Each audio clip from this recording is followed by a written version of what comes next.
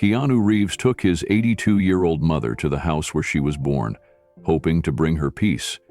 But when she collapsed at the front door, whispering, "She's still in there," Keanu realized their family's darkest secret had been buried alive for nearly 80 years.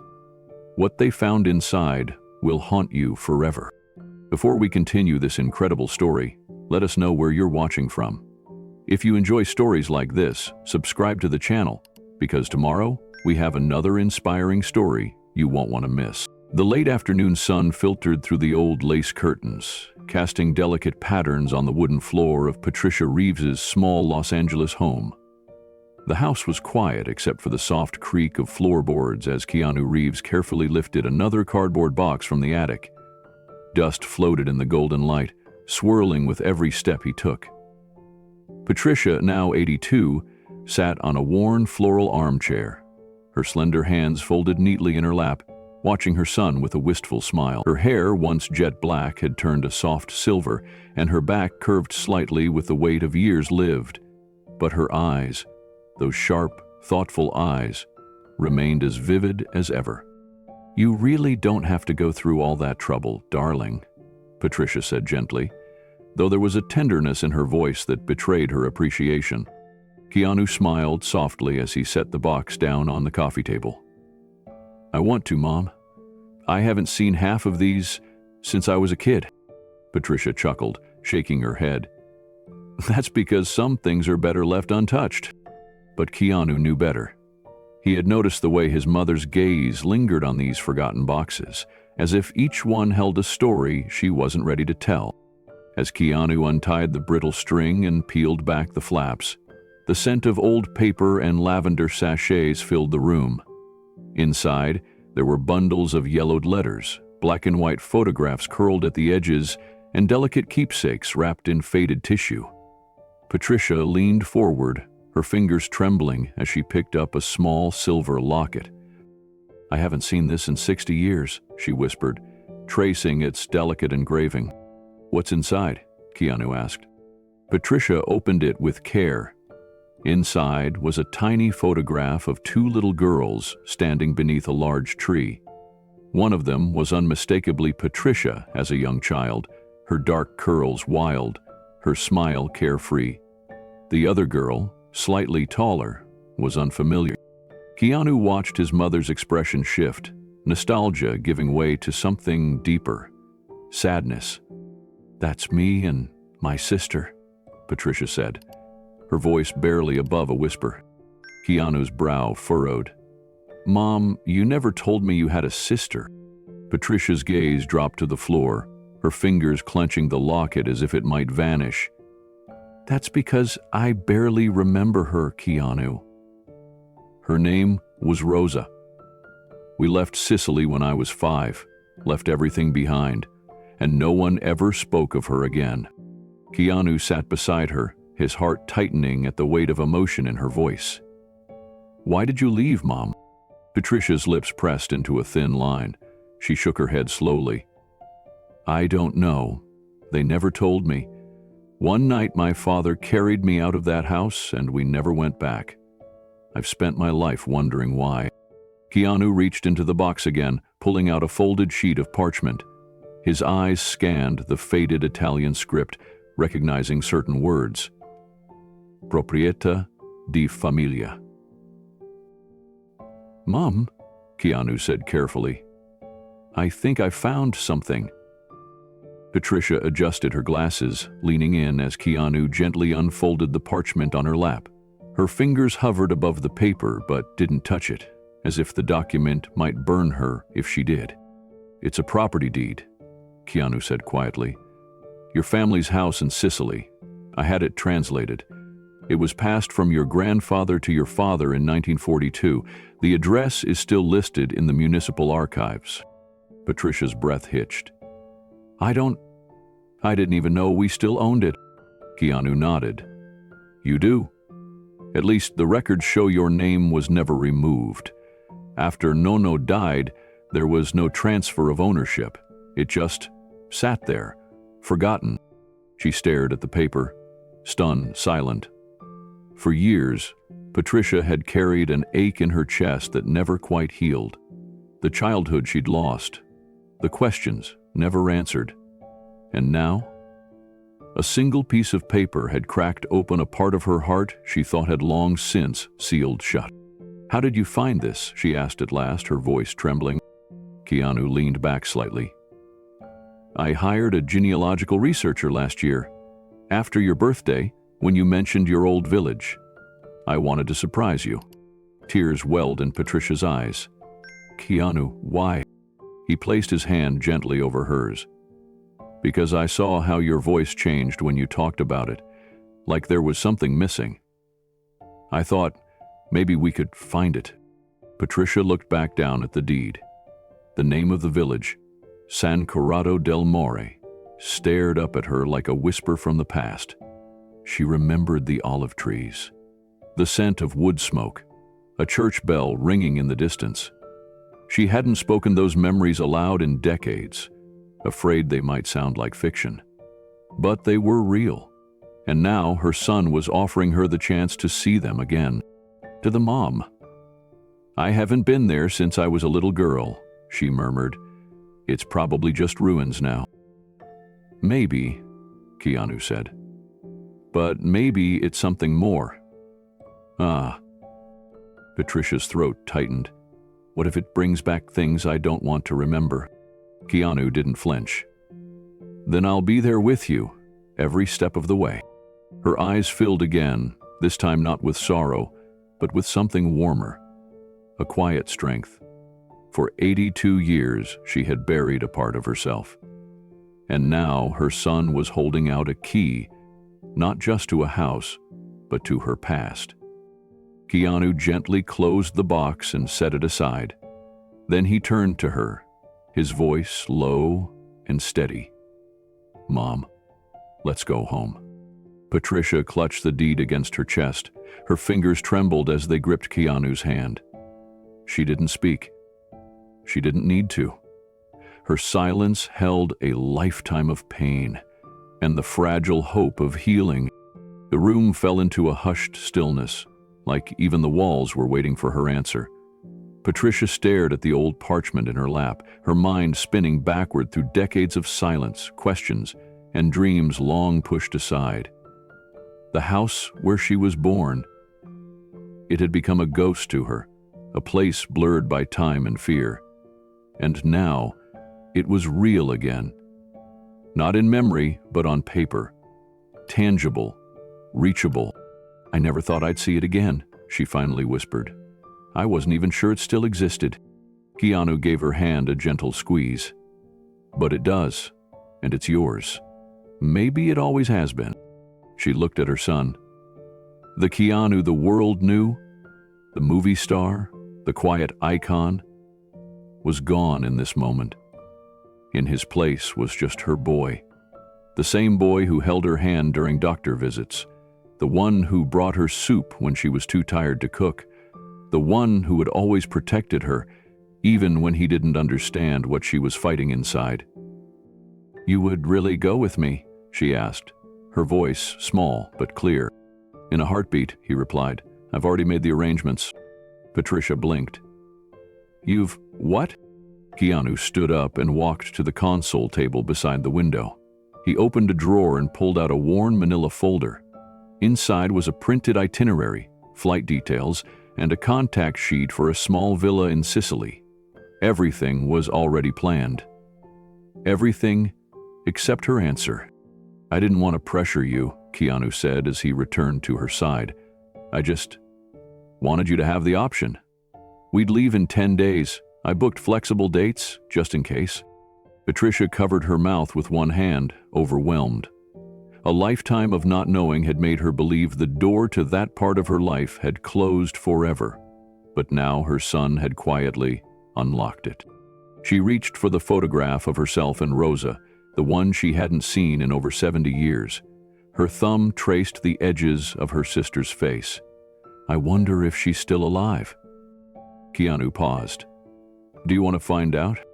The question landed with more weight than she expected.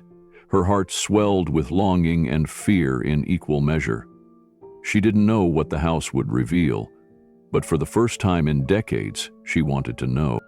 "I think I do," she said, her voice shaking, "but I don't know if I'm brave enough." Keanu knelt down beside her chair and looked into her eyes. "You don't have to be brave alone. I'll carry the fear with you." Tears spilled down her cheeks, and this time, she didn't wipe them away. She let them fall. "All right," she said, her voice soft but resolute. "Let's go." She gripped his hand tighter, and Keanu gave a quiet nod.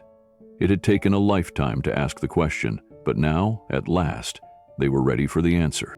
The plane touched down in Catania just as the sun was rising, casting a golden hue across the slopes of Mount Etna. Keanu glanced over at his mother, who sat still beside him, her eyes fixed on the window, lips pressed tightly together. She hadn't spoken much during the flight. Her silence wasn't tiredness, it was memory. They exited the airport and stepped into the crisp Sicilian air. The scent of citrus and salt lingered in the breeze. A driver held a sign with their names and loaded their bags into a small black van. Patricia clutched her purse in her lap the entire drive, staring out at the rolling hills, terracotta rooftops, and distant vineyards with a reverence only time can deepen. The drive to San Corrado del Mare took nearly 2 hours. The village had no highway, only narrow roads that twisted like secrets through the countryside.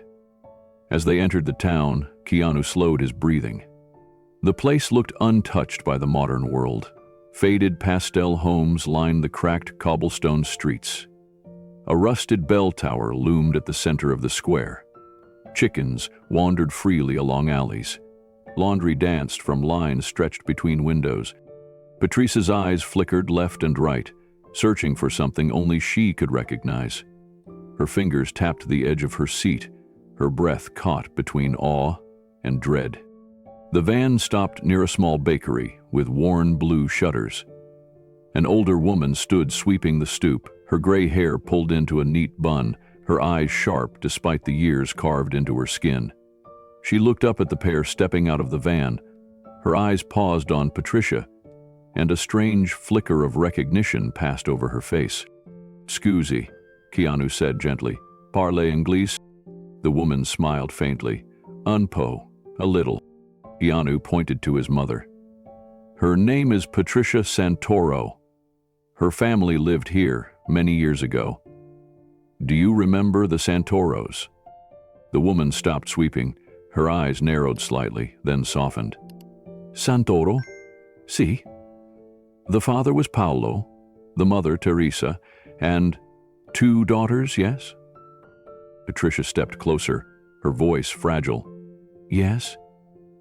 "I was the younger. I was only 5 when we left.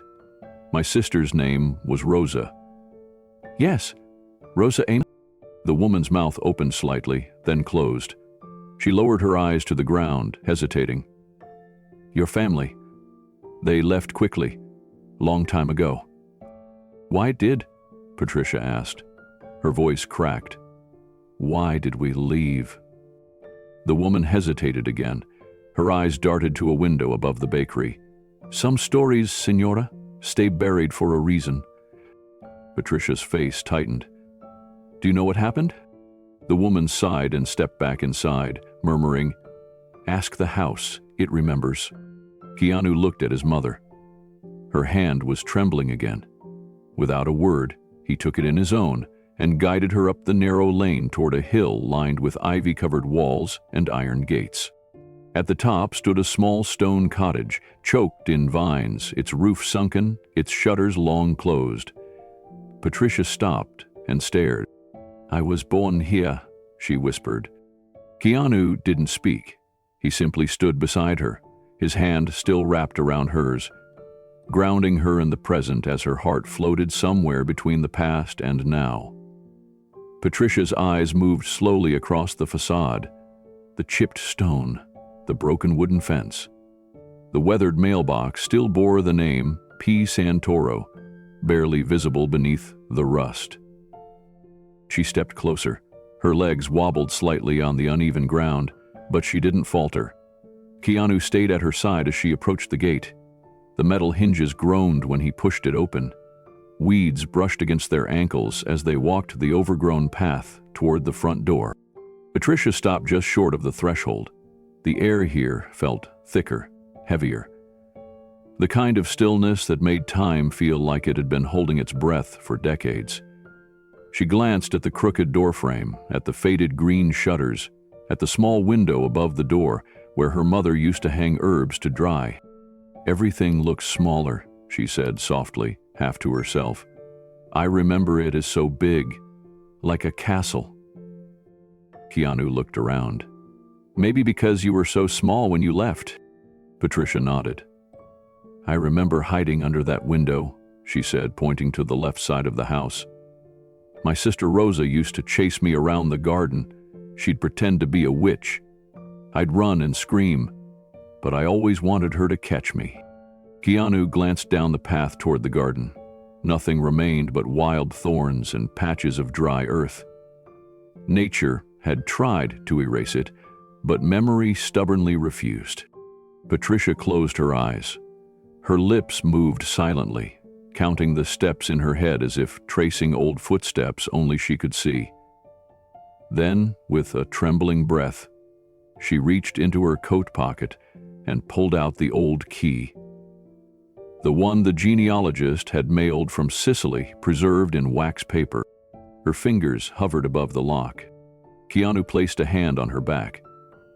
"You don't have to do this now. We can wait." She shook her head. "No. If I wait, I'll talk myself out of it." The key slid in with a soft click. The lock resisted, then gave way with a sharp snap. Patricia hesitated one last moment, her hand on the door. She turned to Keanu. Her voice was faint. "What if I remember something I can't forget?" Keanu met her eyes. "Then we face it together." She nodded slowly, her gaze returning to the door.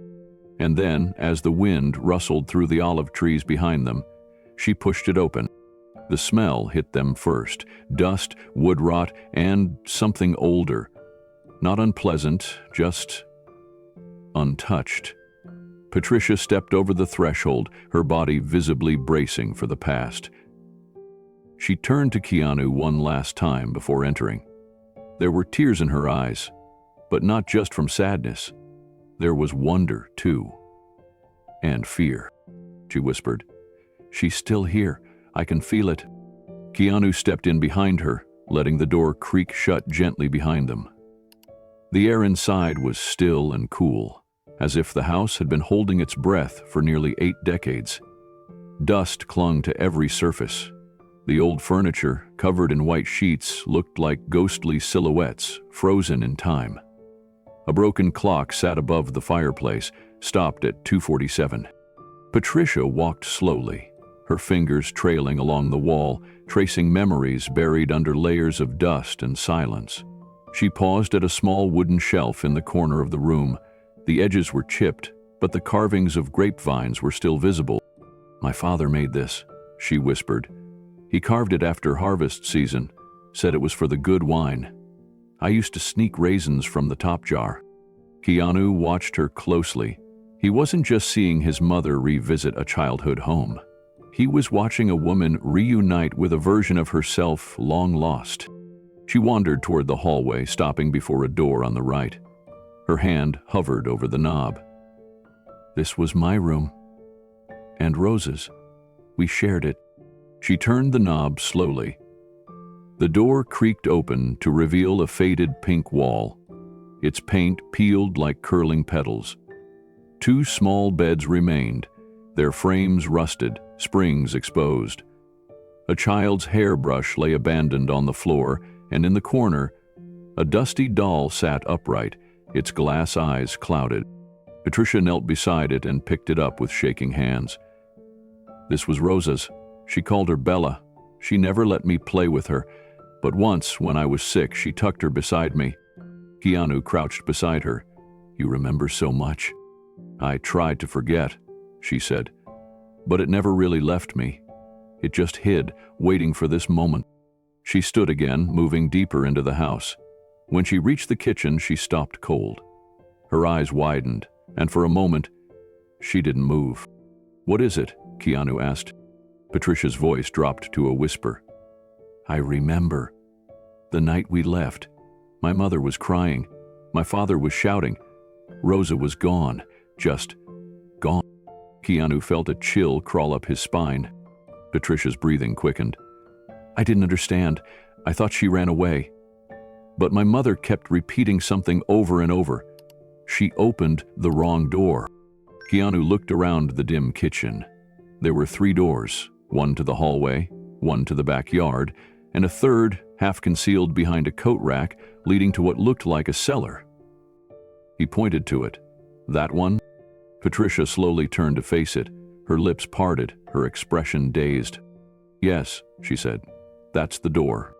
Keanu took a step toward it, but Patricia stopped him, her fingers gripping his arm tightly. "Not yet," she said, her voice trembling. "I need a moment." He nodded. And in that small kitchen, where time had stood still for 80 years, mother and son stood side by side, on the edge of a truth that was no longer willing to stay buried. The silence in the house deepened as Keanu and Patricia stood before the cellar door. Dust swirled in the narrow beam of light cutting through the broken shutters. The air had grown noticeably colder near the back of the kitchen. The door itself was wooden, faded to a grayish brown. But what drew Keanu's attention wasn't the wood. It was the strange red cross, painted directly at eye level. It had clearly been done in haste. The edges were uneven, the lines slightly shaky, and the paint had faded into a rusty hue with time. Still, it was unmistakable. Patricia stared at it, frozen in place. Keanu glanced at her. "What is it, Mom?" She didn't answer right away. Her eyes were wide, and her lips moved without sound. Then she whispered, "The red door. Papa told us never to go near it. Ever." Keanu frowned. "Did he say why?" Patricia slowly shook her head. "No, just that it was dangerous, that it was for adults only. Rosa and I used to make up stories about what was behind it. We thought maybe it was treasure or monsters. One time I dared her to open it. She got as far as touching the doorknob before my father caught her." "What did he do?" Patricia's voice dropped. "He hit her. It was the only time I ever saw him do that. Then he locked it and painted that red mark on it. After that, we never spoke of it again." Keanu stepped closer to the door and studied the hinges. They were thick, blackened with age, but still intact. He reached for the handle and gently tested it. Locked. Patricia flinched. "Keanu, please." He turned back toward her. "We don't have to open it, but doesn't it feel like the house is trying to tell us something?" Patricia looked away, her hands clenched. "Not everything needs to be known." Keanu walked slowly across the room. He wasn't trying to pry open secrets, but he also couldn't shake the feeling that this door held the missing piece to everything. The silence of the villagers, the sudden flight from Sicily, the way his mother trembled in her childhood home like she was standing on a minefield of memories. He knelt near the baseboard, brushing away some of the loose dust and debris from the corner of the kitchen. That's when he noticed a single floorboard that didn't quite sit flush with the rest. Gently, he pressed down on it. It creaked, then shifted upward, slightly. He dug his fingers beneath the edge and lifted. Beneath it sat a small tin box. Keanu pulled it out and opened it. Inside lay a heavy, rusted key, thick, ornate, and unmistakably old. It had a red ribbon tied around the handle. He looked up at Patricia, who had backed against the opposite wall, her eyes filling with fear. "That's it," she said. "That's the key he used. He kept it hidden. Always." Keanu stood slowly. "We don't have to do this right now, but I think we should." Patricia didn't respond right away. Her chest rose and fell in shallow breaths, and her eyes remained fixed on the key in Keanu's hand. She looked smaller now, not just because of age, but because of the weight pressing down on her. A child again, standing at the edge of a room she was once forbidden to enter, with a father's voice echoing in her ears like a warning carved into stone. "I don't want to remember what's behind that door," she said softly. Keanu stepped closer, keeping his voice calm and steady. "But you already do. Pieces of it. Something is trying to come up. Maybe it's time we stop running from it." Patricia turned toward the door. "What if opening it brings back something I spent my whole life burying?" Keanu reached out and gently took her hand. "Then we face it together." He walked toward the door, the key heavy in his grip. As he approached, the air around him seemed to grow colder, as if the cellar itself had been sealed off from sunlight for a century. The handle was old brass, tarnished and cracked. He inserted the key into the lock, slowly, carefully. Patricia closed her eyes. Keanu paused before turning the key. "I used to dream about it," she said suddenly. "Not the room, the door. I'd wake up sweating seeing that red cross, always that red cross, and someone calling from the other side, but the voice was too faint, like a whisper underwater." Keanu looked back at her. "Was it Rosa?" Patricia didn't answer. Instead, she backed away slowly, shaking her head. "I don't know. I don't know anymore." He turned back to the door and slowly twisted the key. It stuck part way, but with a firm turn it clicked into place. The sound echoed through the kitchen, like a judge's gavel hitting the bench. The lock released. He didn't open the door yet. His hand rested on the handle, waiting. Behind him, Patricia murmured, "My father used to pray in front of that door. I forgot about that. He'd kneel, every Sunday evening, alone. Then he'd lock it again. I never understood why." Keanu swallowed hard. The heaviness in the room pressed into his ribs. He could feel his heart beating faster. "You don't have to come down with me," he said. But Patricia took a slow, careful step forward. "No, I do. If you go, I go." They stood together before the red door, a lifetime of silence between them and what lay beyond. Keanu gripped the handle and, with one last look at his mother, slowly pulled the door open. The hinges groaned like something waking from a long, dark sleep. A narrow wooden staircase led downward into darkness. The air that drifted up was thick and cold, smelling faintly of damp stone and something older, something untouched. Keanu stepped forward, then turned to Patricia. "Are you ready?" Her eyes were full of tears. She nodded. Keanu flicked on the flashlight from his phone. A narrow beam cut into the darkness, revealing stone walls on either side of the staircase. The steps were steep and creaked under his weight. Patricia followed closely, holding the railing with both hands, each step a quiet battle against the flood of memories rushing back. Cobwebs stretched like fragile curtains across the ceiling. The air grew colder as they descended, and the light dimmed with each step away from the kitchen above. When they reached the bottom, Keanu's beam landed on a dirt floor and what looked like a small wooden bench. Old jars lined the walls, covered in decades of grime.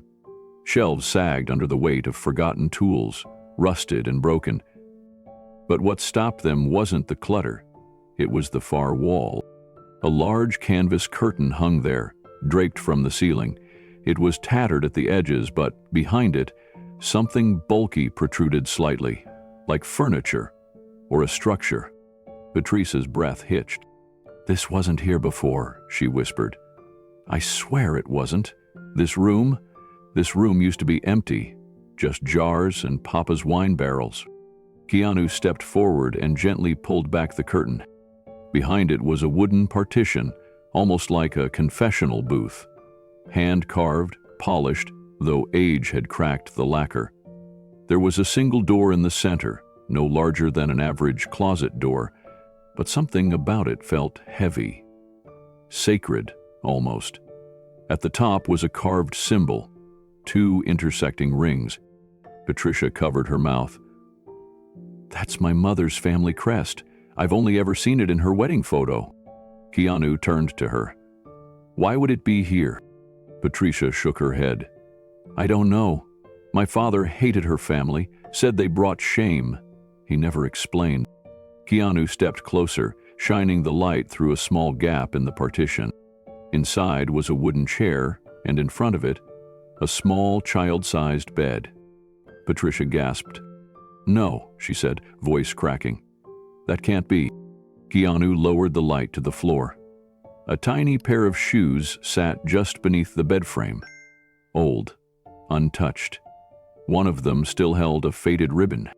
Patricia stepped back, trembling. Rosa had shoes like that. Pink leather. Mama bought them from Palermo.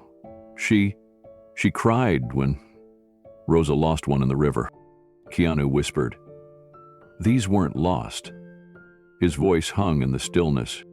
Patricia leaned against the wall, clutching her chest. Why would he build this? Why would anyone build this? Keanu looked around slowly. There were no windows, no other doors, just stone, dust, and a silence too thick to be innocent. "I don't think this was a room," he said. "I think it was a prison." Patricia let out a sob, her knees buckling. Keanu caught her, holding her close. She cried into his shoulder, the sound raw, broken. "He locked her down here. My own father. He locked her away." Keanu held her tighter, his own heart breaking. And somewhere in the cold cellar, the truth began to take shape. Keanu remained still, his arms wrapped around Patricia as the tremors in her body began to ease. But the questions were mounting faster than either of them could process. The tiny shoes, the sealed room, the symbol from Patricia's mother's lineage. None of it made sense. Not yet. And that was the part that disturbed Keanu most. It felt deliberate, hidden, preserved. When Patricia steadied herself enough to stand again, she wiped her eyes and looked around the dim cellar. Her voice was hollow. "I don't remember this room being this big." Keanu lifted the light, scanning the edges of the stone walls. He walked slowly toward the far end, his boots crunching over old straw and shattered glass. Several crates leaned awkwardly against the far wall. Behind them, the stone pattern seemed uneven, different from the rest of the walls, like it didn't belong. He moved the crates aside. Behind them was a bricked-up section of wall, distinctly newer than the surrounding stonework. The bricks were a different color, less worn. The mortar was slightly lighter and the edges sharper. Keanu leaned closer and ran his hand along the bricks. Cold. Patricia stood several feet away, watching him. "That wasn't there when I was a girl." He looked over his shoulder. "You're sure?" "I used to sneak down here sometimes," she said, her voice growing steadier, though still strained. "I wasn't supposed to. Papa kept his preserves and wine barrels down here. I used to sit on the crates and pretend I was a queen in a castle." She took a step closer, then another. "But sometimes I thought I heard something. I remember telling my mother I heard someone calling. She told me it was just the wind, echoing through the stone." Keanu pointed to the wall. "From this direction?" Patricia hesitated, then nodded. He turned back to the bricks. "This section doesn't belong. It's like someone tried to seal it in a hurry. Look how uneven the grout is. It's messy."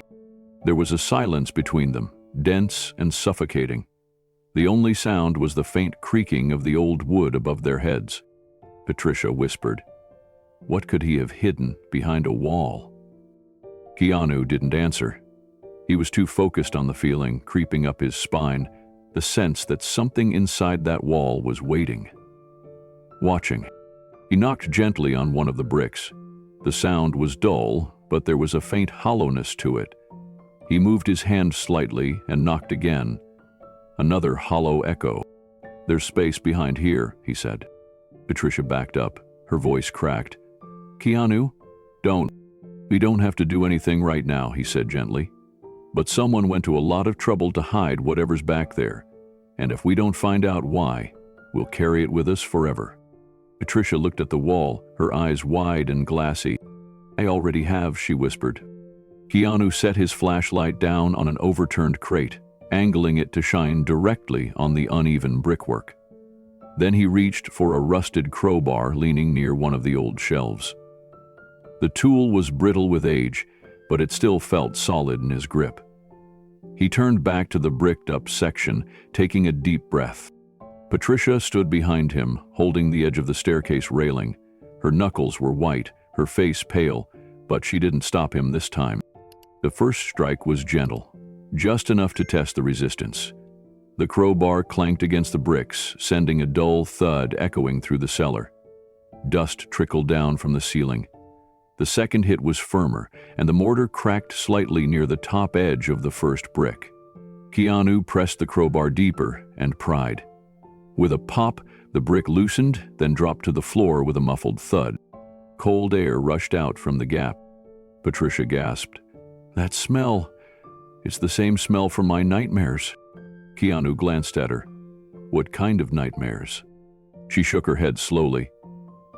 "I don't know. I'd hear crying. Sometimes I'd see Rosa walking down a hallway that didn't exist, calling for someone. But I could never reach her. I thought it was just grief, my mind playing tricks." Keanu turned back to the wall. Another brick fell, and then another. Soon, there was a space large enough to shine the light through. He saw made him freeze. Behind the wall was a narrow tunnel, not more than 4 feet wide. It extended back into total darkness. The walls were made of the same stone, but there were wooden support beams lining the ceiling, as if someone had built it intentionally, but there were no signs of tools or carts. Just damp earth and something else. An eerie sense of presence. He looked at Patricia.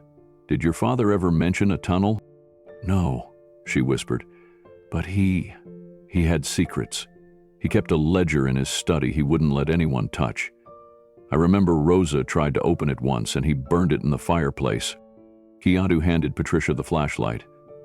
"I'll go in a few feet, just to look." "No," she said firmly. "We go together." They stood side by side for a moment, then stepped into the narrow opening. The air was thick with dust and mildew. Their footsteps were muffled on the dirt floor. Just a few steps in, Keanu noticed something carved into the stone wall. Initials. Tiny, childlike scratches. Patricia reached out, touching the letters with shaking fingers. "That's me. I carved that. I do remember this. I came down here once. I wasn't supposed to." She swallowed. "There was someone, in the dark. I heard humming. A lullaby. My mother's lullaby. I ran before I could see anything. When I told my father, he told me never to speak of it again." Keanu looked deeper into the tunnel. "Then we have to keep going." They moved slowly, the narrowness of the tunnel forcing them into single file. Keanu led, his steps careful, his hand brushing the cold stone wall for balance. Patricia stayed close behind, her breaths shallow and uneven.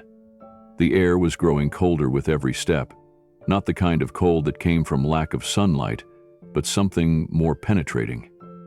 It felt like the temperature dropped because the past itself refused to be forgotten. After 20 or 30 feet, the tunnel opened into a small underground chamber. Keanu's flashlight swept across the space. The room was circular, no more than 10 feet wide. The floor was stone, the ceiling arched with ancient brickwork. At the far end stood a wooden chest, sealed, dust-covered, and bound in rusted iron. To its left, an old rocking chair sat in the corner, facing the wall. But what made Patricia stop breathing were the marks on the wall. Scratches. Dozens of them. Some were chaotic, like a desperate hand clawing for escape. Others were more deliberate, symbols, names. A sun, a cross, and a child's face, etched with heartbreaking simplicity. And then, the name, Rosa. Patricia stepped forward on trembling legs. She reached the wall, and placed her palm over the scratched name. "She was here," she whispered. "She really was here." Keanu's voice was soft. "What happened to her, Mom?" Patricia's eyes filled with tears. "They told me she drowned. I was 5. They said she wandered to the river, but I always knew. I knew she didn't leave on her own." She turned to the chest. "He locked her in here, our father." Keanu approached the chest slowly. He examined the lock, an old iron mechanism, corroded but still intact. He gently pried it with the crowbar. It snapped with a crack, releasing the seal. Patricia stepped back, unable to watch. Keanu opened the chest. Inside were small faded blankets, a broken porcelain doll, a child's bracelet with tiny glass beads, and beneath it all, letters. Dozens of them, written in trembling cursive. Some were addressed to Patricia. Others simply said, "Mama." Patricia gasped and reached for one with her name. Her fingers traced the worn paper. "She was alive long after we left," she said, voice breaking. "She waited for me." Keanu said nothing. The truth didn't need more words. Patricia dropped to her knees and wept, holding the letter to her chest. The chamber fell silent, except for her sobs, echoing off the stone. Keanu stood beside her, his heart heavy, his throat tight. What they had found wasn't just a forgotten room. It was a burial ground for memory, for love betrayed, for a sister silenced. But now, at last, the silence was broken, and the truth, no matter how unbearable, had finally found the light. The next morning, the Sicilian sun rose gently over the village, casting long golden beams across the hills. But inside the stone cottage, the air remained thick with the weight of the night before. Patricia sat in a quiet daze at the old wooden table, while Keanu stood by the cellar entrance, his phone in hand. He had made a few calls, speaking carefully in broken Italian. After nearly an hour of patient searching, he finally found someone who could help. A local carpenter named Enzo arrived just after noon. He was in his late 60s, wiry and quiet, with a dust-covered satchel of tools and eyes that had clearly seen the passage of time and secrets alike. He stepped into the cellar without a word and stood before the partial opening Keanu had created. He ran his fingers along the disturbed bricks, then looked back at Keanu with a slow, grave nod. "This wall is not original," he said in accented English. "It was added later, maybe 30, 40 years ago, very quickly. See here? Sloppy joints, like someone was trying to hide something, not protect it." Keanu exchanged a glance with Patricia, who hadn't spoken much since discovering the chest. Her grief clung to her like a shawl, old and heavy. But now she stood up, walked to the top of the cellar stairs, and spoke softly. "Can you take it down, gently?" Enzo gave a respectful nod. "I'll go slow." For the next 2 hours, the sound of careful scraping and hammering echoed through the house. Brick by brick, Enzo removed the false wall, stacking each piece neatly beside him. As the final layer came free, a strange silence fell over the room. The dust settled, revealing a smooth plaster wall behind the bricks. Enzo stepped back, startled. This is not cellar wall. This is something else." Keanu stepped forward.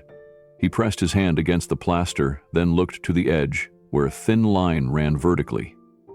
"A seam. There's a door," he whispered. Enzo nodded. "Hidden." Keanu found a small iron latch embedded in the seam. It took effort, but eventually the latch released with a soft creak. The hidden door swung open slowly, revealing a narrow passage that led into a small, square room. They stepped inside. It was pristine.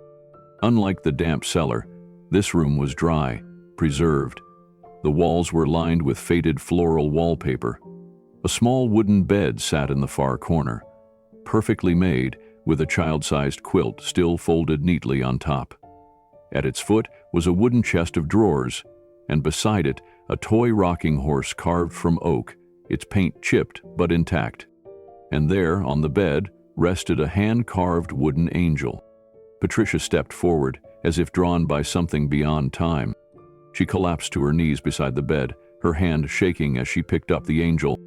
"That," she whispered, voice trembling. "That belonged to my sister."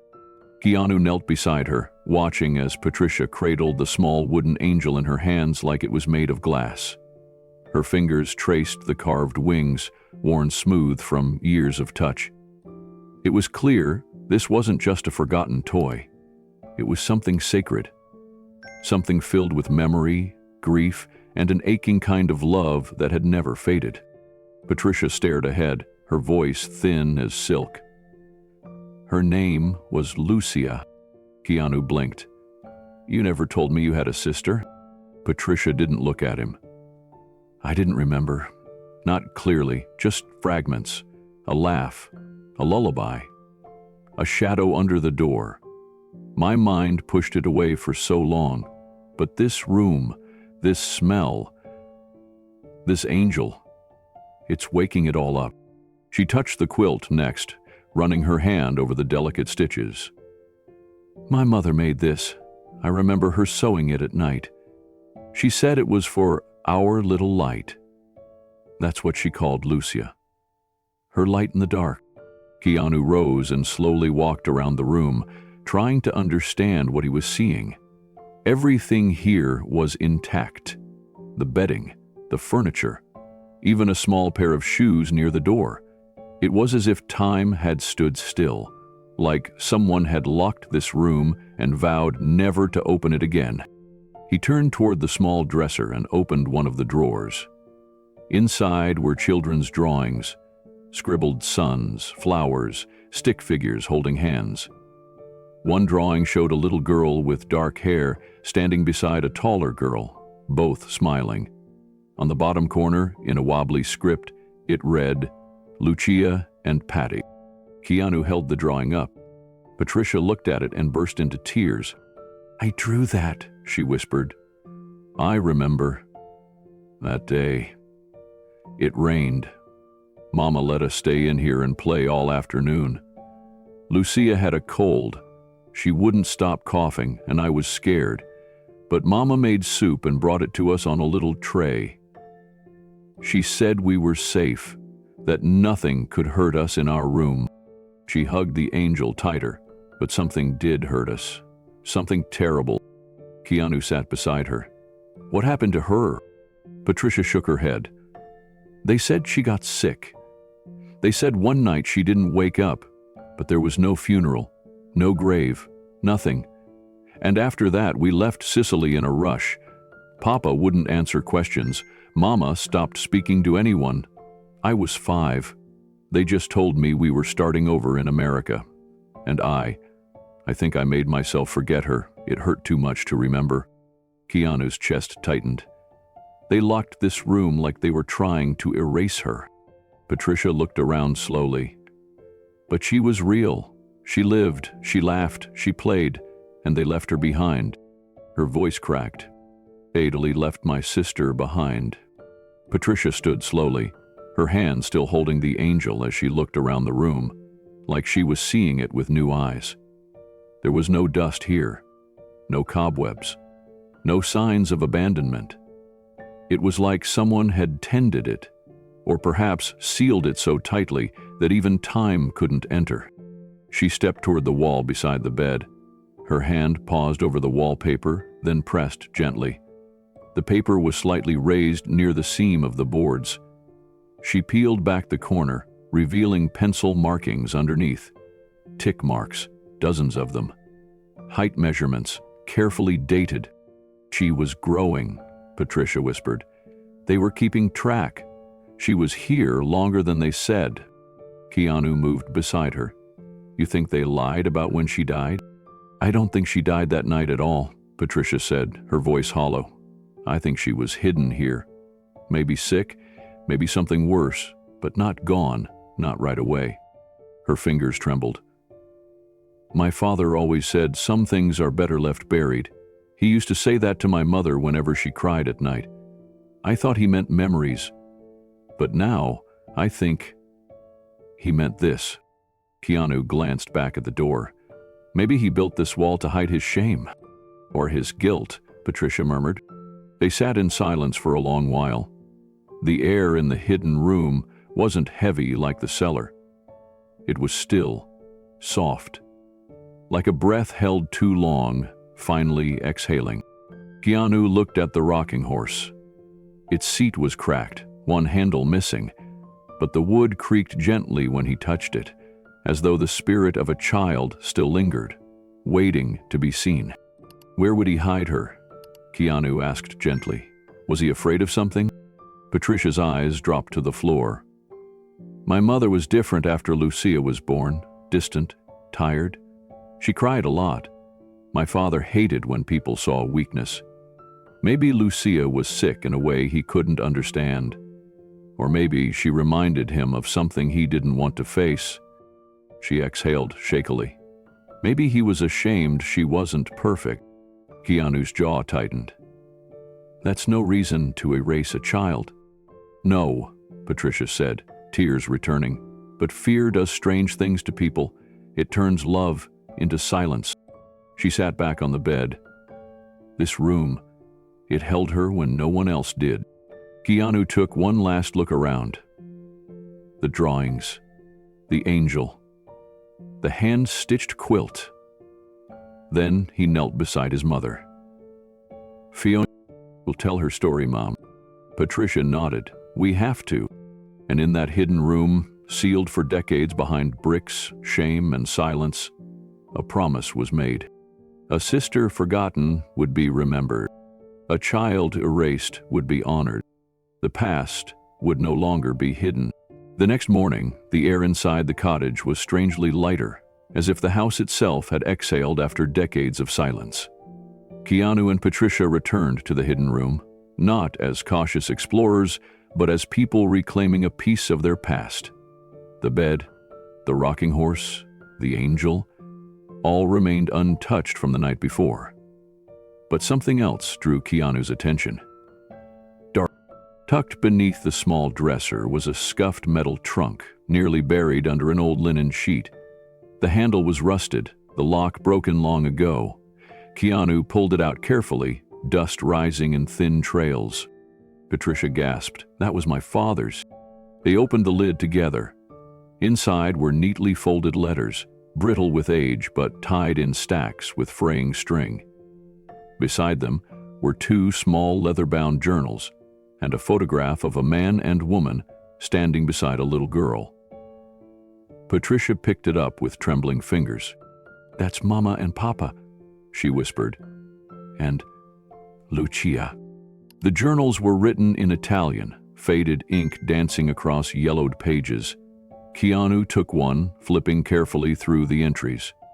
At first, they were mundane.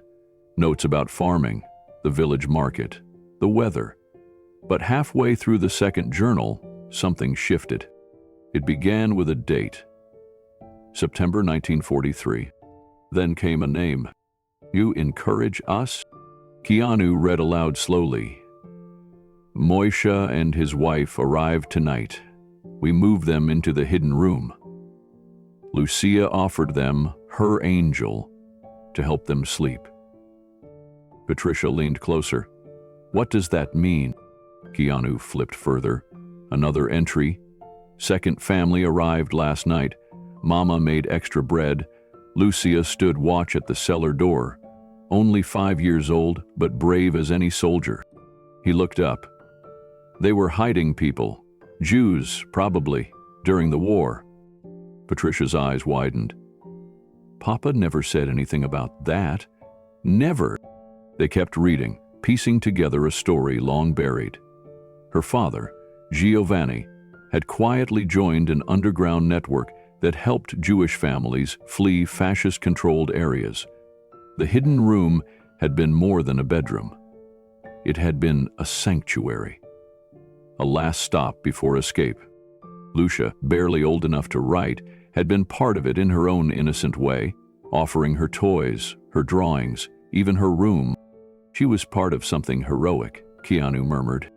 But the next set of pages turned darker. Keanu's voice slowed as he read. A man came to the bakery today. Lorenzo wore the uniform now, said he remembered me from the farm, smiled too much, said too many right things. Patricia's face tightened. Lorenzo. That name sounds familiar. Keanu flipped again. Something is wrong. Lorenzo came back, asked about the cellar, said he smelled smoke, told me I had soft hands for a farmer. A chill passed through the room. Told Lucia not to answer the door. Mama is nervous. I told her to pack a small bag just in case. Then came the final line of the entry. If I don't write again, it's because we've been found. Keanu and Patricia sat in stunned silence as the words sank in. It was no longer just a family memory. It was a hidden chapter of history, written in the ink of fear and courage. Patricia clutched the photograph tighter, her thumb resting over her father's face. Had never said a word about this, she whispered. Not in all those years. Not even when I asked about the war. Keanu looked down at the second bundle of letters. These were different, signed in a hurried, inconsistent hand. The envelopes bore no stamps. Some were marked only with a childlike scrawl, "To Lucia." He opened one. It was written on the back of a recipe card. Dear Lucia, Mama says you are very brave. I am scared, but you smile. You let me sleep in your bed, and you told me the angel watches. Thank you. I hope we get to go to Rome. Mama says, maybe. Another followed. Lucia, we left last night. Mama cried. I wish I could have said goodbye. I took the drawing you gave me. I will never forget you. Patricia swallowed hard. She was helping them. All of them. Keanu nodded. And they remembered. They found more letters. One from a mother thanking the little girl with the quiet eyes.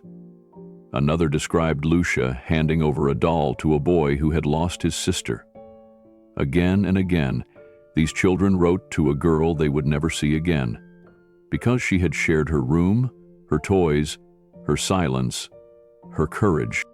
Patricia touched her chest, overwhelmed. My baby sister was a hero. Keanu picked up the second journal and found the final entries. March 10, 1944. Lorenzo returned, but something felt different. He looked past me when I spoke, eyes cold. I heard him speak to a man I didn't recognize, in German. Then one last entry, written almost like a prayer.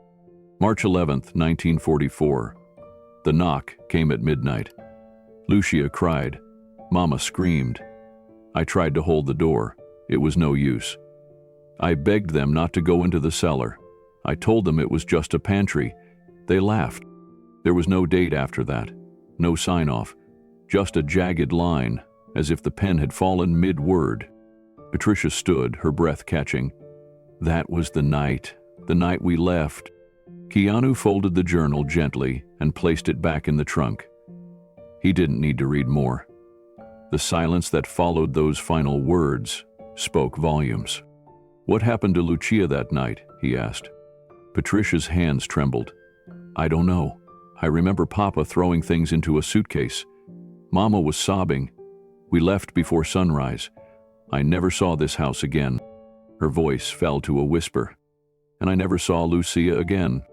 Patricia sat back down on the edge of the small bed in the secret room. Her fingers brushed the quilt again, then lingered on the toy angel. There was something different in her now. Not just sorrow, but purpose. All these years, I thought she had died of illness. That's what Mama told me. That she passed in her sleep and we had to leave because of grief, Patricia said quietly. But now I see. It was fear. Fear of what would happen if we stayed. Keanu leaned forward. They lied to protect you. She nodded slowly. Maybe. But they also buried her story. Lucia didn't just die. She was taken, or worse, left behind when everything fell apart. Her voice cracked. They didn't talk about her, not once. I asked when I was a teenager. Mama told me not to bring up ghosts. Keanu looked around the room, letting the stillness settle. But Lucia wasn't a ghost. She was the light in this house. Patricia's eyes filled with tears. She was a child who did something beautiful in a world that was falling apart. They stared at the photograph again. Lucia's smile was faint but real. Her eyes looked directly into the lens, open and trusting, as if she believed the world was still good. Keanu rose and placed the journals and letters back in the trunk, careful not to fold or damage them. Then he took the angel and placed it gently on top. "This doesn't belong in the dark anymore," he said. Patricia nodded. "We have to tell people. The village, the world. She helped save lives, and she deserves to be remembered." Keanu's mind was already racing. He thought about foundations, archives, historians. There was a way to bring Lucia's name back into the world, not as a whisper in a forgotten room, but as a story of courage, love, and sacrifice. As they made their way back upstairs, the sun poured through the open shutters. The house no longer felt like a tomb. It felt like a place where the truth had finally broken free. Outside, the village bells chimed softly in the distance. Life was moving, but now, so was the past. Patricia paused in the doorway one last time. She turned to Keanu, her voice steady now. "I came here afraid of what I might find, but I think I found who I am." Keanu took her hand. "You found your sister." She nodded.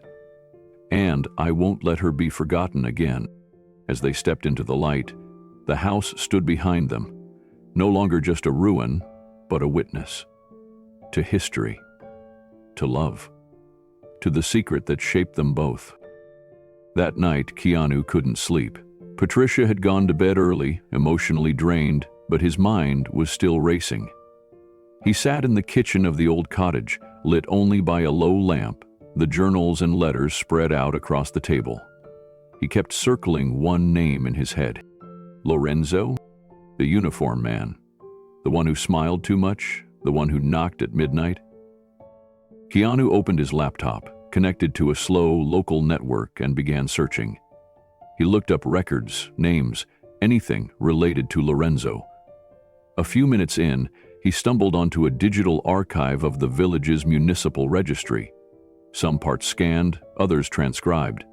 He typed in Lorenzo Esposito. They interpreted. There it was. Born 1919. Died 2013. Same village. Same surname. No known children. No spouse. But what caught Keanu's eye was a brief mention in a scanned obituary from a local paper. It read, Lorenzo Esposito, aged 94. Passed quietly in his family home.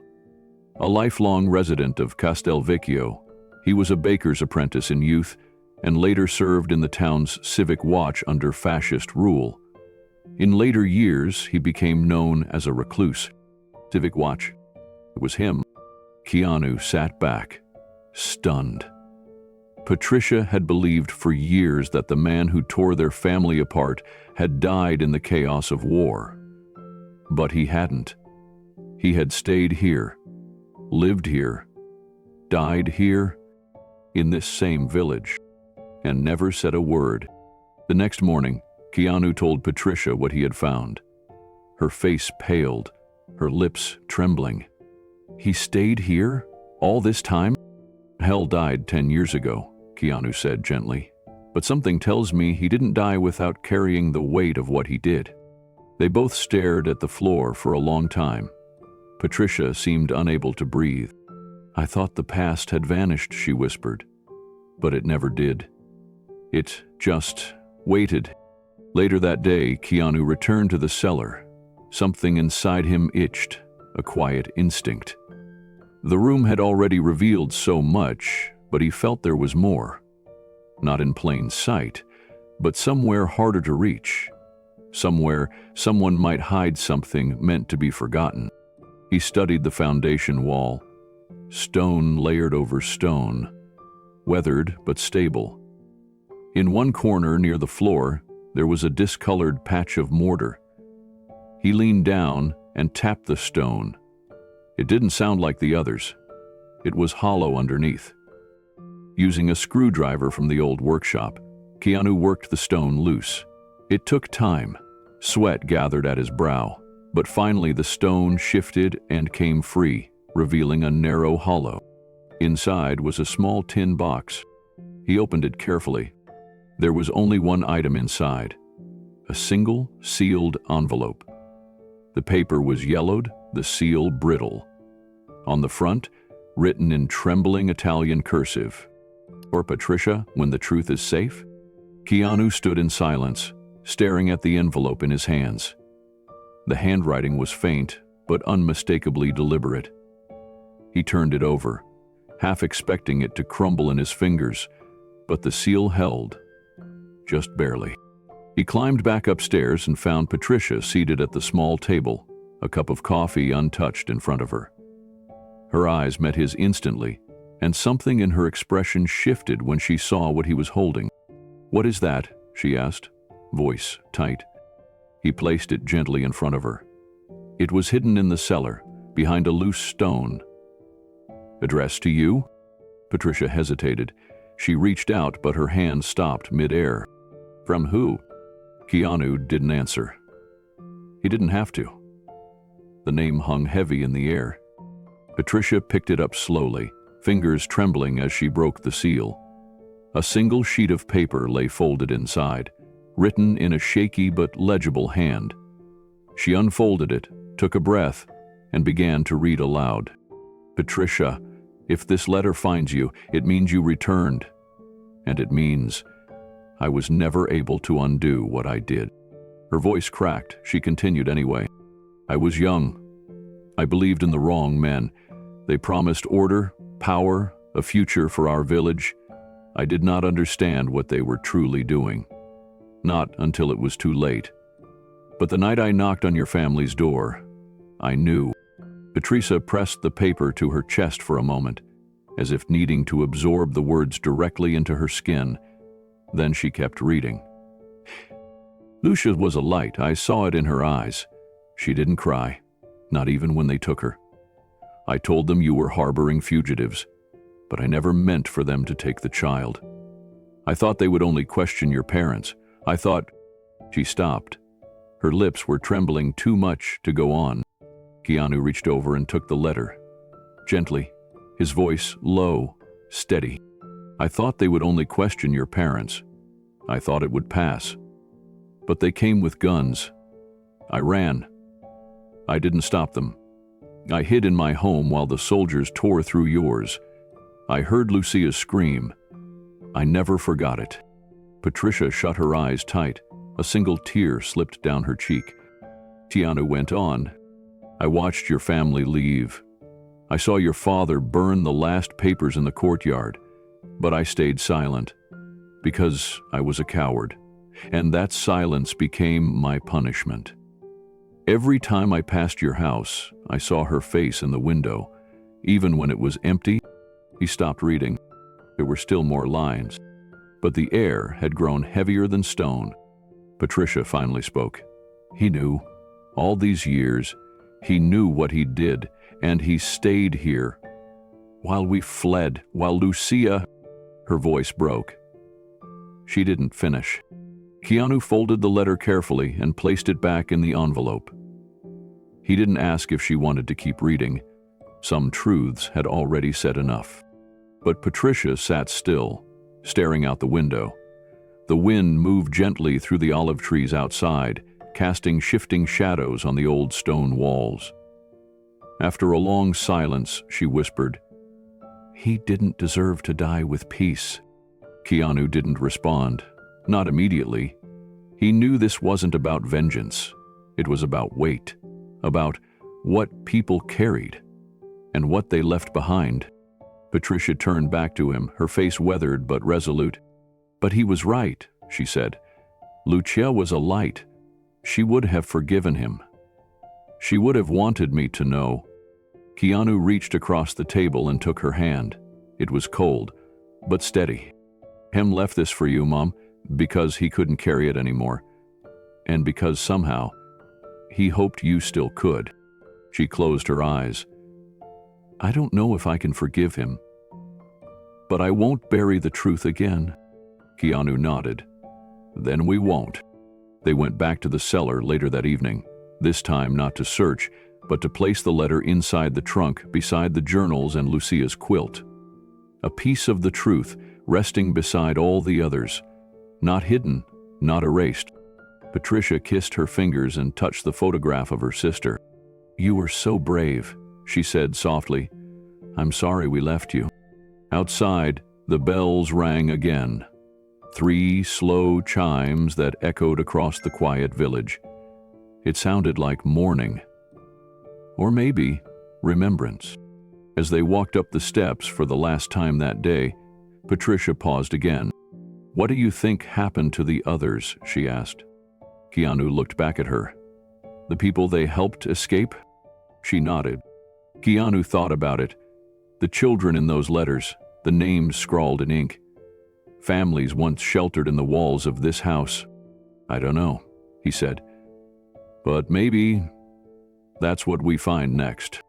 She looked at him, her eyes reflecting both fear and hope. Just like the day he gave her the deed. Do you really think they're out there? Keanu stepped into the doorway and looked out at the darkening street. If they are, he said, they deserve to know what your family did for them, and what Lucia gave. Patricia didn't speak again, but her hand found his arm and stayed there. For the first time in 70 years, the house had opened its deepest wound. And tomorrow, they would begin the search for its healing. The morning after they reburied the past in that cellar trunk, Patricia sat in silence, the letter from Lorenzo still fresh in her memory. But it wasn't his apology that echoed. It was the name, Rosa. Keanu sat beside her on the terrace of their small guest house, watching the sleepy Sicilian village awaken around them. He placed a fresh cup of tea on the table in front of his mother, but her hands stayed folded in her lap. She survived, she finally whispered. He said she was taken to a convent, hidden away. Keanu had reread that part of the letter several times. Buried between Lorenzo's guilt-ridden confessions was a short, almost unbelievable detail. Rosa had been placed in the care of a convent orphanage just outside the village. The nuns gave her a new name. She never knew what became of her family. Years later, she left behind a letter, hoping someone from her past would find it. It's possible, Keanu said gently. She could still be alive. Patricia shook her head. She'd be 79 now, if she made it that far. He paused, then leaned forward. If there's even the slightest chance, Mom, we need to look. Her lips trembled. I don't know if I can lose her again. Keanu's voice softened. Then let's find her, so we don't have to wonder anymore. That afternoon, they drove up the narrow hillside roads to a faded sign that read Convento di Santa Luisa. The building stood at the edge of a rocky cliff, framed by olive trees and stone walls that had long surrendered to vines. Parts of the convent were crumbling, but the main structure remained intact. Quiet, weathered, and ghost-like. They stepped inside through a warped wooden door that creaked as if it remembered every footstep that had ever passed through it. Dust hung in the air like mist, catching the sunlight in soft, golden strands. Patricia's steps were slow, careful. She looked at the chapel, still intact despite age, with a simple wooden altar and a faded mural of the Virgin Mary above it. This place, she murmured, it feels like sleep. Keanu wandered toward the side hallways, where small wooden plaques marked the names of sisters long gone. Near the end of the corridor, he found a room marked Archivio Archives. The door was ajar. Inside, dozens of boxes lined the walls. Folders, handwritten ledgers, rosters of orphans, supply lists. The scent of old paper and cedar filled the air. Keanu rifled through one labeled Bambini 1945-1950. He scanned the names. Each one had a birth year. Many were marked unknown. Finally, he paused. One name caught his eye: Rosa Maria. Arrived, winter 1945. No surname given. He stared at it. The record listed a girl approximately 5 years old. Brown eyes, curly hair, quiet demeanor. Renamed Ana Luisa by the Mother Superior. "Mom," he called softly. Patricia appeared in the doorway, her hand on the frame for support. Keanu held out the card. She took it, reading it once, then again. Her lips parted. "It's her," she whispered. "It has to be." Patricia sat down on an old bench inside the archive room, the card still clutched in her trembling hands. The name Ana Luisa kept repeating in her mind like a lullaby she almost remembered. Her voice broke as she whispered, "They gave her a new name, but she never stopped being Rosa." Keanu gently knelt beside her, watching the memory ripple through her like a wave breaking across decades. "There's more," he said. "Look." He handed her a thin envelope that had been paper-clipped to the back of the record. A note in faded ink was scrawled across the flap. "To the family I lost. If you ever find this, know I remembered you." Patricia opened it with shaking fingers. The paper inside was worn and yellowed, written in a careful, almost childlike hand. It began with one simple line: "Dear Mama, Papa, and Patricia." Patricia gasped. Keanu moved closer, steadying her elbow. The letter continued. Rosa had written it sometime in her teenage years, years after the raid. She said she had always believed someone would come for her. Every day, she'd sit on the convent steps, waiting for a familiar voice. But none came. And over time, the sisters told her it was best to forget, best to start anew. Yet Rosa never truly let go. In the letter, she described a dream she'd had many times. A girl standing in a sunflower field, holding a carved wooden angel. "That was you, Patricia," she wrote. "I don't know how I remember you, but I do." Patricia's tears flowed freely now, her shoulders trembling under the weight of the words. Rosa had written that she eventually left the convent in her 20s. She'd gone to Florence, working as a seamstress. She'd changed her name again to distance herself from her past, but always kept the wooden angel near her bed. Then came the last paragraph. "If you ever find this, I forgive everyone, even the man who took me away, because I lived. I loved. I survived. And I still dream of that field." Patricia folded the letter slowly, reverently, as if she were tucking her sister into bed one last time. Keanu stood and exhaled quietly. She might still be out there. Patricia looked up. "You think so?" "I think someone who loved like that, someone who forgave like that, they don't just disappear." They left the convent in silence. Outside, the late afternoon sun painted the stone walls gold. Keanu paused by the gate, then pulled out his phone. "I'm going to find her, Mom." Patricia blinked, the wind lifting strands of her silver hair. "After all this time?" "Yes," Keanu said, "even if I have to go city by city. We'll find out where Rosa went, where she lived, who she became." Patricia placed her hand gently over his heart. "She would have loved you," she said. "You're everything good we lost." Keanu smiled. "Then let's bring some of it back." They stepped into the car, but Patricia turned for one last look at the convent. "You kept her safe," she whispered. "Thank you." As the engine started and the road wound down the hill, neither of them saw the small figure watching from the second-floor window. A woman in her 70s, clutching a carved wooden angel. The next morning, Keanu returned to the convent alone. Patricia had barely slept and asked for a day to rest, saying her heart was still too fragile to walk those halls again. But Keanu wasn't ready to let the trail go cold. Something told him there was more hidden in that quiet stone building. When he arrived, the same heavy silence greeted him. The old wooden doors creaked open once more, letting in a beam of morning light that stretched across the dusty floor like a path waiting to be followed. As he entered the chapel, he noticed someone kneeling at the front altar. A woman, elderly and stooped, wearing a simple black habit and gray shawl. She turned slightly at the sound of his footsteps, her eyes bright and knowing beneath weathered skin. "You came back," she said in a soft Italian accent. Keanu offered a gentle smile. "I'm looking for someone. Her name was Rosa. She lived here after the war." The woman slowly stood. "Many girls pass through these walls. Some I remember, some I try to forget." Keanu extended his hand. "I'm Keanu. My mother's name is Patricia. Rosa was her sister."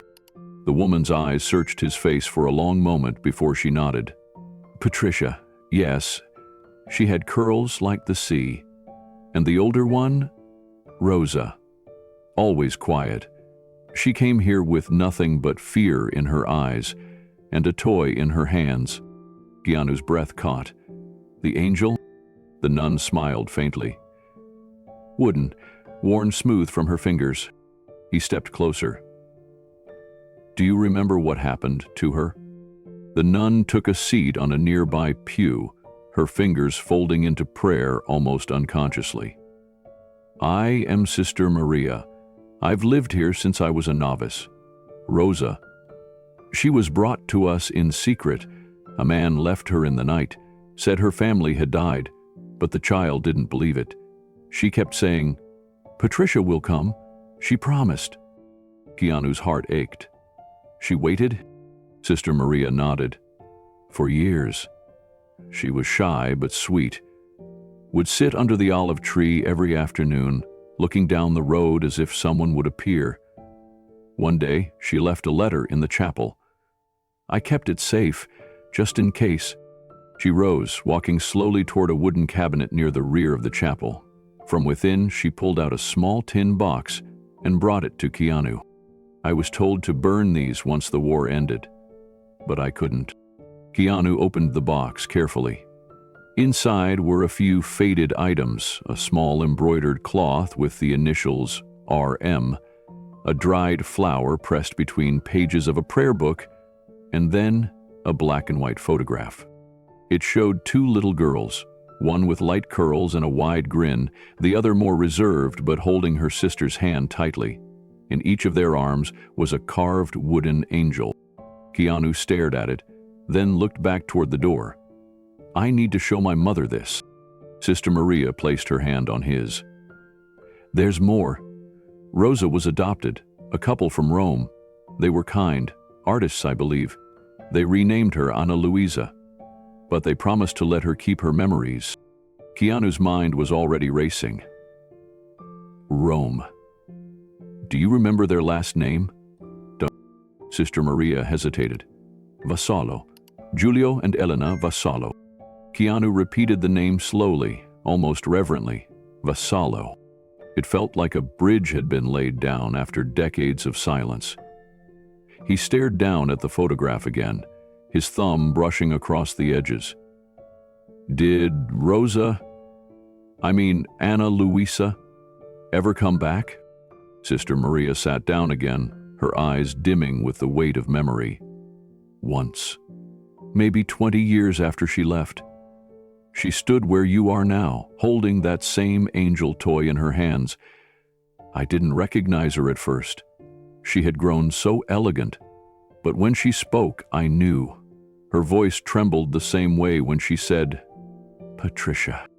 Keanu swallowed hard, imagining Rosa, grown, graceful, but still clutching the wooden carving from her stolen childhood. "Did she leave anything?" The nun nodded. "She asked if there were records still kept. I told her we did what we could. She left a small bundle in the chapel. I never opened it. I stored it upstairs in the vestry." Keanu stood, filled with quiet urgency. "Can I see it?" With slow, careful steps, Sister Maria led him through a narrow staircase up to a cramped attic-like room filled with old books and chests. She reached into one of the cubbies and pulled out a delicate velvet pouch, tied with ribbon so faded it looked gray. She handed it to him with reverence. Keanu untied the knot and opened the pouch. Inside was a folded piece of parchment, and beneath it, a tiny carved pendant. Another angel, smaller than the first, with the initials PR etched into the base. Patricia Rosa. He opened the parchment. The writing was elegant and practiced. If this ever finds my sister, know that I remembered everything. Even when they told me to forget, even when they said she was a dream, I knew she was real. I knew her hand once held mine. And I believed that one day we would meet again. If we do not, let this angel watch over her in my place. Keanu blinked back tears. It was one thing to chase stories, but this was proof that love had survived the fracture, that Rosa hadn't vanished in a blur of trauma, but had instead carried her sister inside her like a living flame. He tucked the angel pendant into his pocket and refolded the letter. I need to get back to my mother, he said. Sister Maria nodded with a bittersweet smile. Tell her Rosa never forgot, that she waited longer than most would dare, and that love like that never truly ends. As Keanu descended the stairs, the morning sun broke through the convent's stained glass, washing him in gentle color. When he stepped into the car, Patricia looked up from her seat. Her face was pale, eyes swollen from the night's wait. But as Keanu handed her the photo of two little girls and then opened his palm to show her the tiny angel with PR carved in its base, something inside her shifted. She stared in silence for a long time, then slowly reached out, her hand trembling, and took the pendant. She remembered, she whispered, her voice cracking. After all these years, she remembered. Keanu nodded. And now we find her, for real this time. Patricia closed her eyes, tears streaking her cheeks. Let's bring my sister home. The train to Rome moved swiftly through the countryside, but inside the cabin, the mood was still and heavy. Patricia sat near the window, her eyes tracking the blurred olive trees and distant stone villas. But her mind was miles away. In her lap, the angel pendant rested gently in her palm. Her fingers curled over it as though she feared it might vanish. Keanu sat beside her, quietly watching her. She hadn't spoken much since they left the convent, and he hadn't pressed. He understood grief.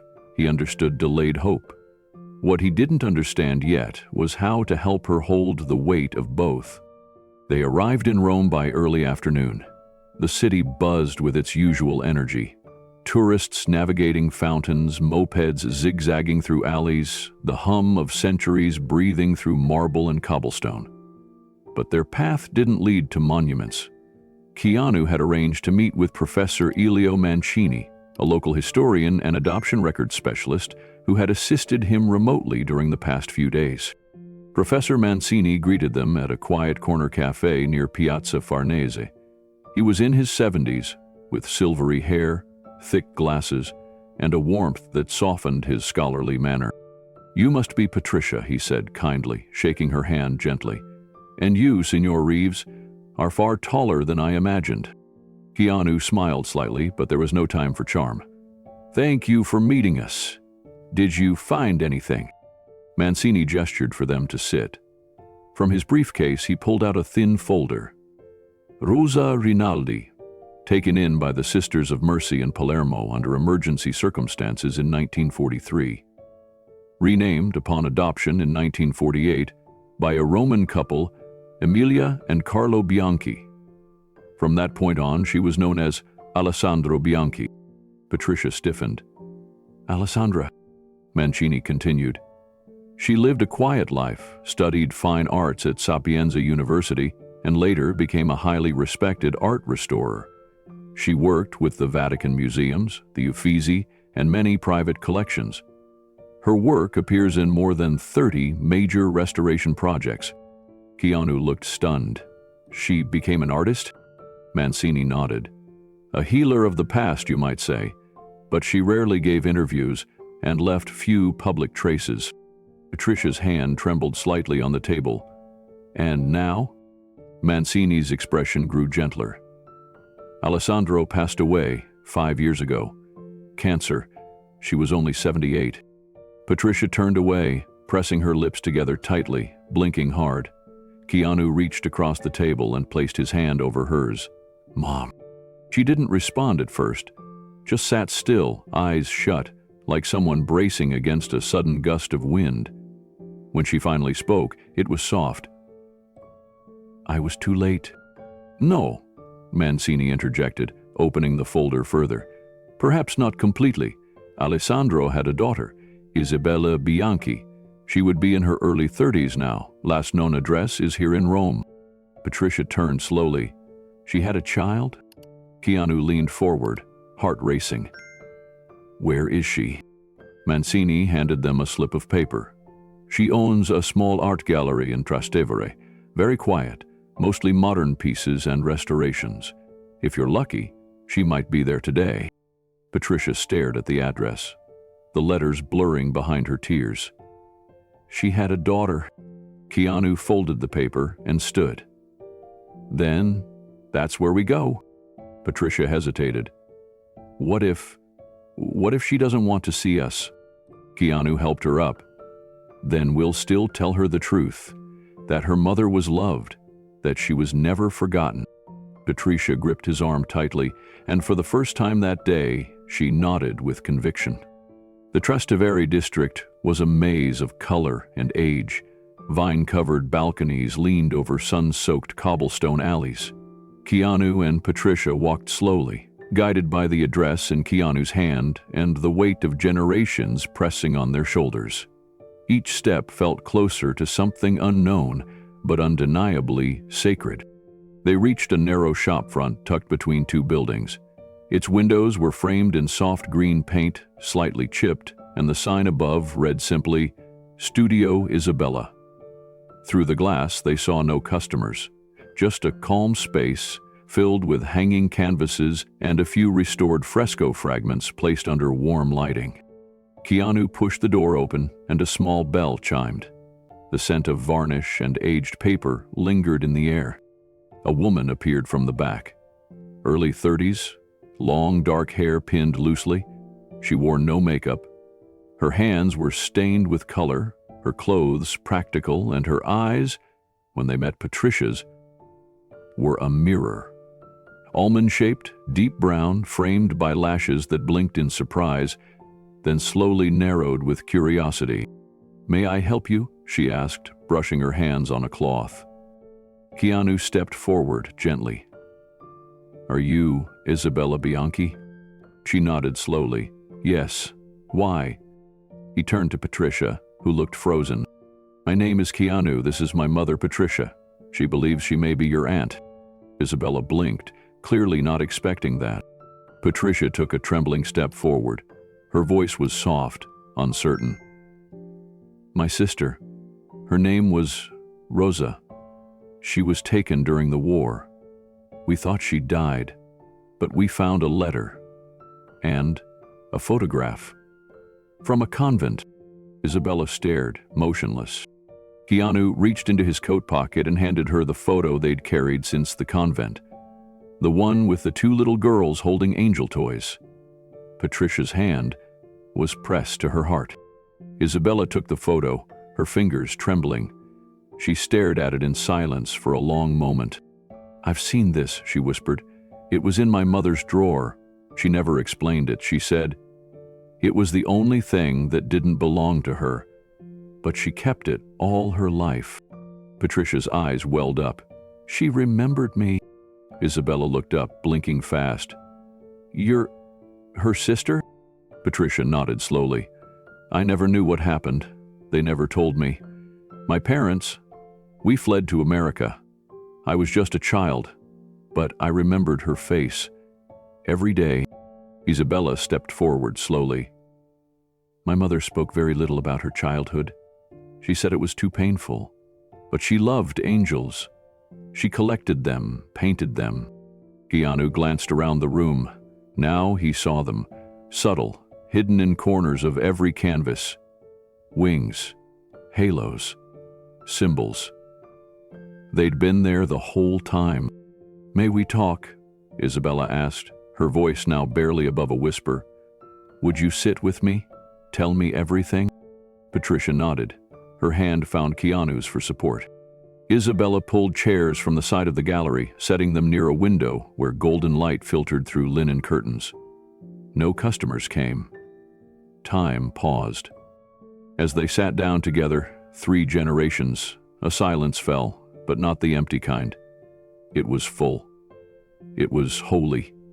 Something long broken had begun to mend.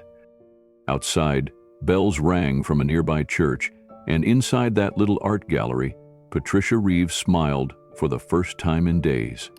She was not too late after all. The silence that followed Patricia's revelation hung in the air like mist, heavy and delicate. Isabella sat across from her, still clutching the worn photograph between her stained fingers. The edges were soft with time, but the image remained clear. 2 little girls, arms linked, their wooden angel toys barely fitting in their small hands. Keanu stayed quiet, letting the moment speak for itself. "My mother never mentioned names," Isabella said finally, her voice tentative. "Only fragments. She'd say things like, 'There was once a blue dress I loved,' or 'My sister had the softest laugh.' I thought, maybe it was part of her imagination. She never said much." Patricia's hand trembled as she opened her small purse and pulled out something wrapped in soft linen. Slowly, carefully, she unfolded it on the table between them. The tiny wooden angel lay there, wings faded, face carved with care. Isabella's breath caught. She had one just like that. "I remember us playing with them," Patricia whispered. "My father carved them for us one Christmas. I was 4, she was 5, and then she was gone." Isabella touched the angel gently, like she was afraid it would vanish. "I still have hers," she murmured. "It's in my mother's studio." Keanu leaned forward. "Would you show us?" Isabella nodded. "It's not far. I haven't touched anything in there since she passed. I couldn't. But maybe it's time." They left the gallery in silence, stepping into the afternoon sun. Patricia walked slowly, her steps unsure but steady. Keanu stayed close by, his hand never far from hers. Isabella led the way through narrow Roman alleys until they reached a residential courtyard lined with climbing ivy and pale stucco walls. A tall wooden door stood at the end, marked with an old brass number, 17B. Isabella unlocked it with a small silver key, and the hinges groaned as if waking from a long sleep. The scent inside was a mix of turpentine, old wood, and dried lavender. Light filtered in from a high window, illuminating a spacious studio with cracked tile floors and high ceilings. Canvases leaned against the walls, many unfinished. The room felt alive, like Rosa, or Alessandra as she'd become, had just stepped out for a moment and would be back any minute. Patricia stepped inside slowly, her eyes darting from one painting to the next. Her breath quickened. There were angels, everywhere.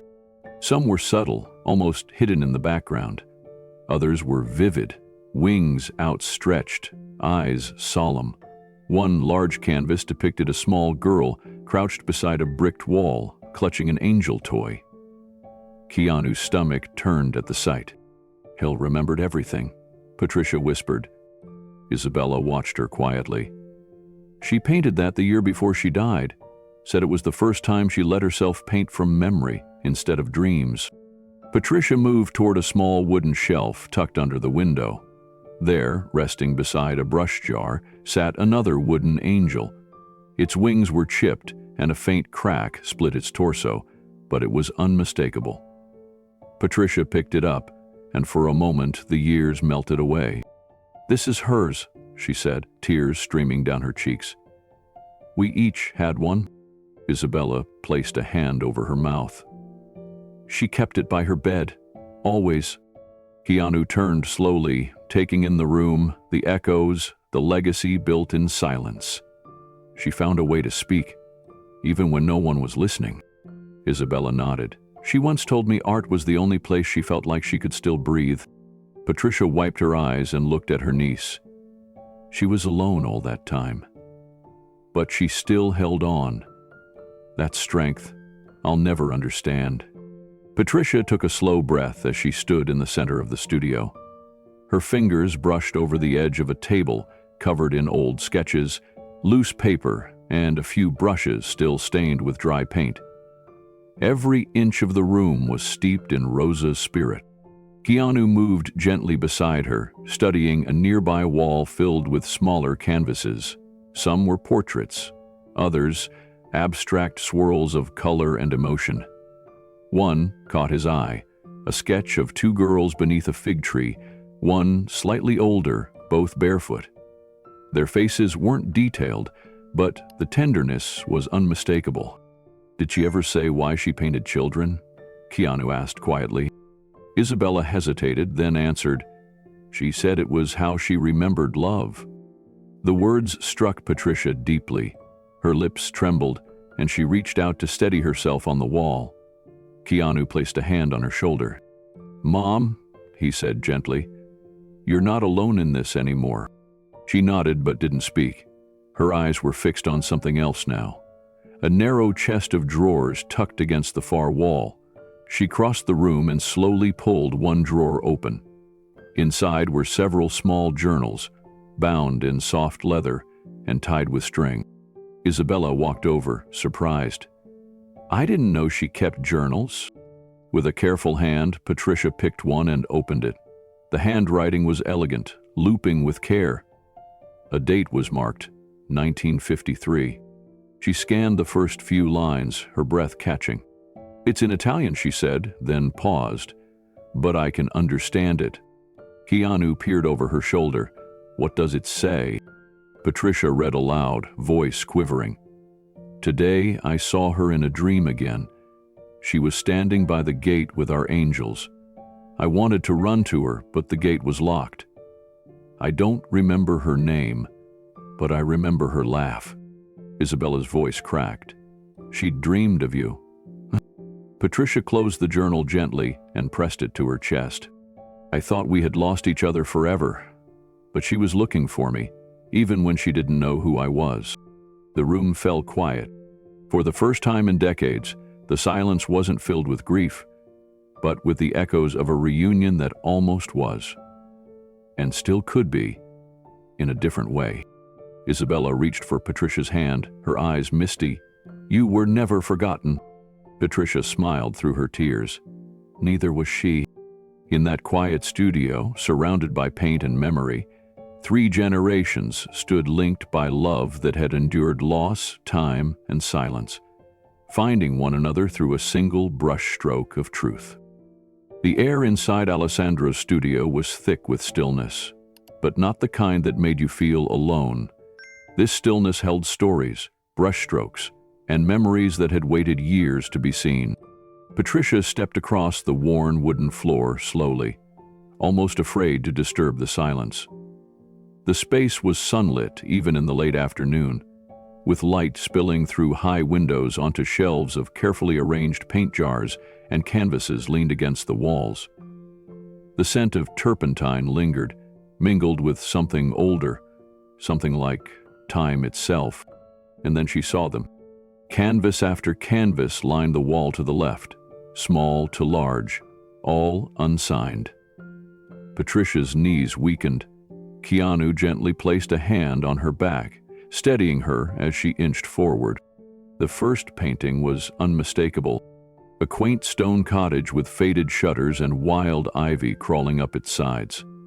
The same arched doorway, the same chipped iron gate. It was the house. Her house. In Sicily. Tears filled her eyes, but she moved on. Another painting showed 2 little girls beneath a fig tree, one with chestnut curls, one with darker braids, both laughing. One held a small wooden toy, shaped like an angel. Patricia gasped. That's us," she whispered, reaching out but stopping just shy of touching the canvas. "That's Rosa and me." Keanu stood behind her, speechless, taking in the image. the joy on the girls' faces, the sunlight filtering through leaves above them. It wasn't just a memory. It was a dream preserved in paint. A dream no one had ever described to Alessandra. A memory no one had reminded her of. And yet, she had remembered. Isabella watched from the corner, her hands folded tightly in front of her. "She used to paint these in the middle of the night," she said quietly. "Sometimes she'd wake up crying. She'd say she saw it all in her sleep. The house, the tree, the door with the red cross. I didn't understand it until now." Keanu turned slowly. "The red cross?" Isabella nodded and moved toward a smaller canvas, one partially obscured by an old easel. She lifted it gently and held it out. A cellar door, painted red with a faint, uneven cross. Keanu felt the breath leave his lungs. Patricia reached for the canvas like it was holy. Her fingers trembled. "She remembered," she murmured. "All this time, she remembered." Patricia gently placed the canvas down and turned toward a nearby desk. On it sat a leather-bound journal, worn along the edges, its pages bulging with tucked-in scraps and faded photographs. A delicate ribbon marked the place her daughter had last left off. As if guided by instinct, Patricia opened it to the middle. The handwriting was elegant, but filled with emotion. Tight where the words ached, flowing where they remembered. At the top of the page, in softly smudged ink, were the words, "To my sister, wherever you are." Patricia let out a soft cry and brought the journal to her chest. Keanu came closer, gently setting his hand on her shoulder. "She never gave up," he said, his voice thick. "Even after all that time, even with no answers, she believed in you." Patricia nodded, blinking through tears as she flipped through page after page. Each letter carried a mixture of longing and hope, heartbreak and resilience. Some pages had small sketches, two little girls holding hands, the angel toy lying between them, a fig tree with sunlight filtering through. "She must have drawn from memory," Patricia whispered. "How else could she know all this?" Isabella stepped forward, her eyes glossy. "She told me once that she felt like a part of her heart belonged to someone she couldn't remember, but couldn't forget either." Patricia closed the journal and placed it gently on the desk. "I need to bring her story home," she said, "back to the place where it started, where it ended, and maybe where it can begin again." Keanu looked around the studio, then back at his mother.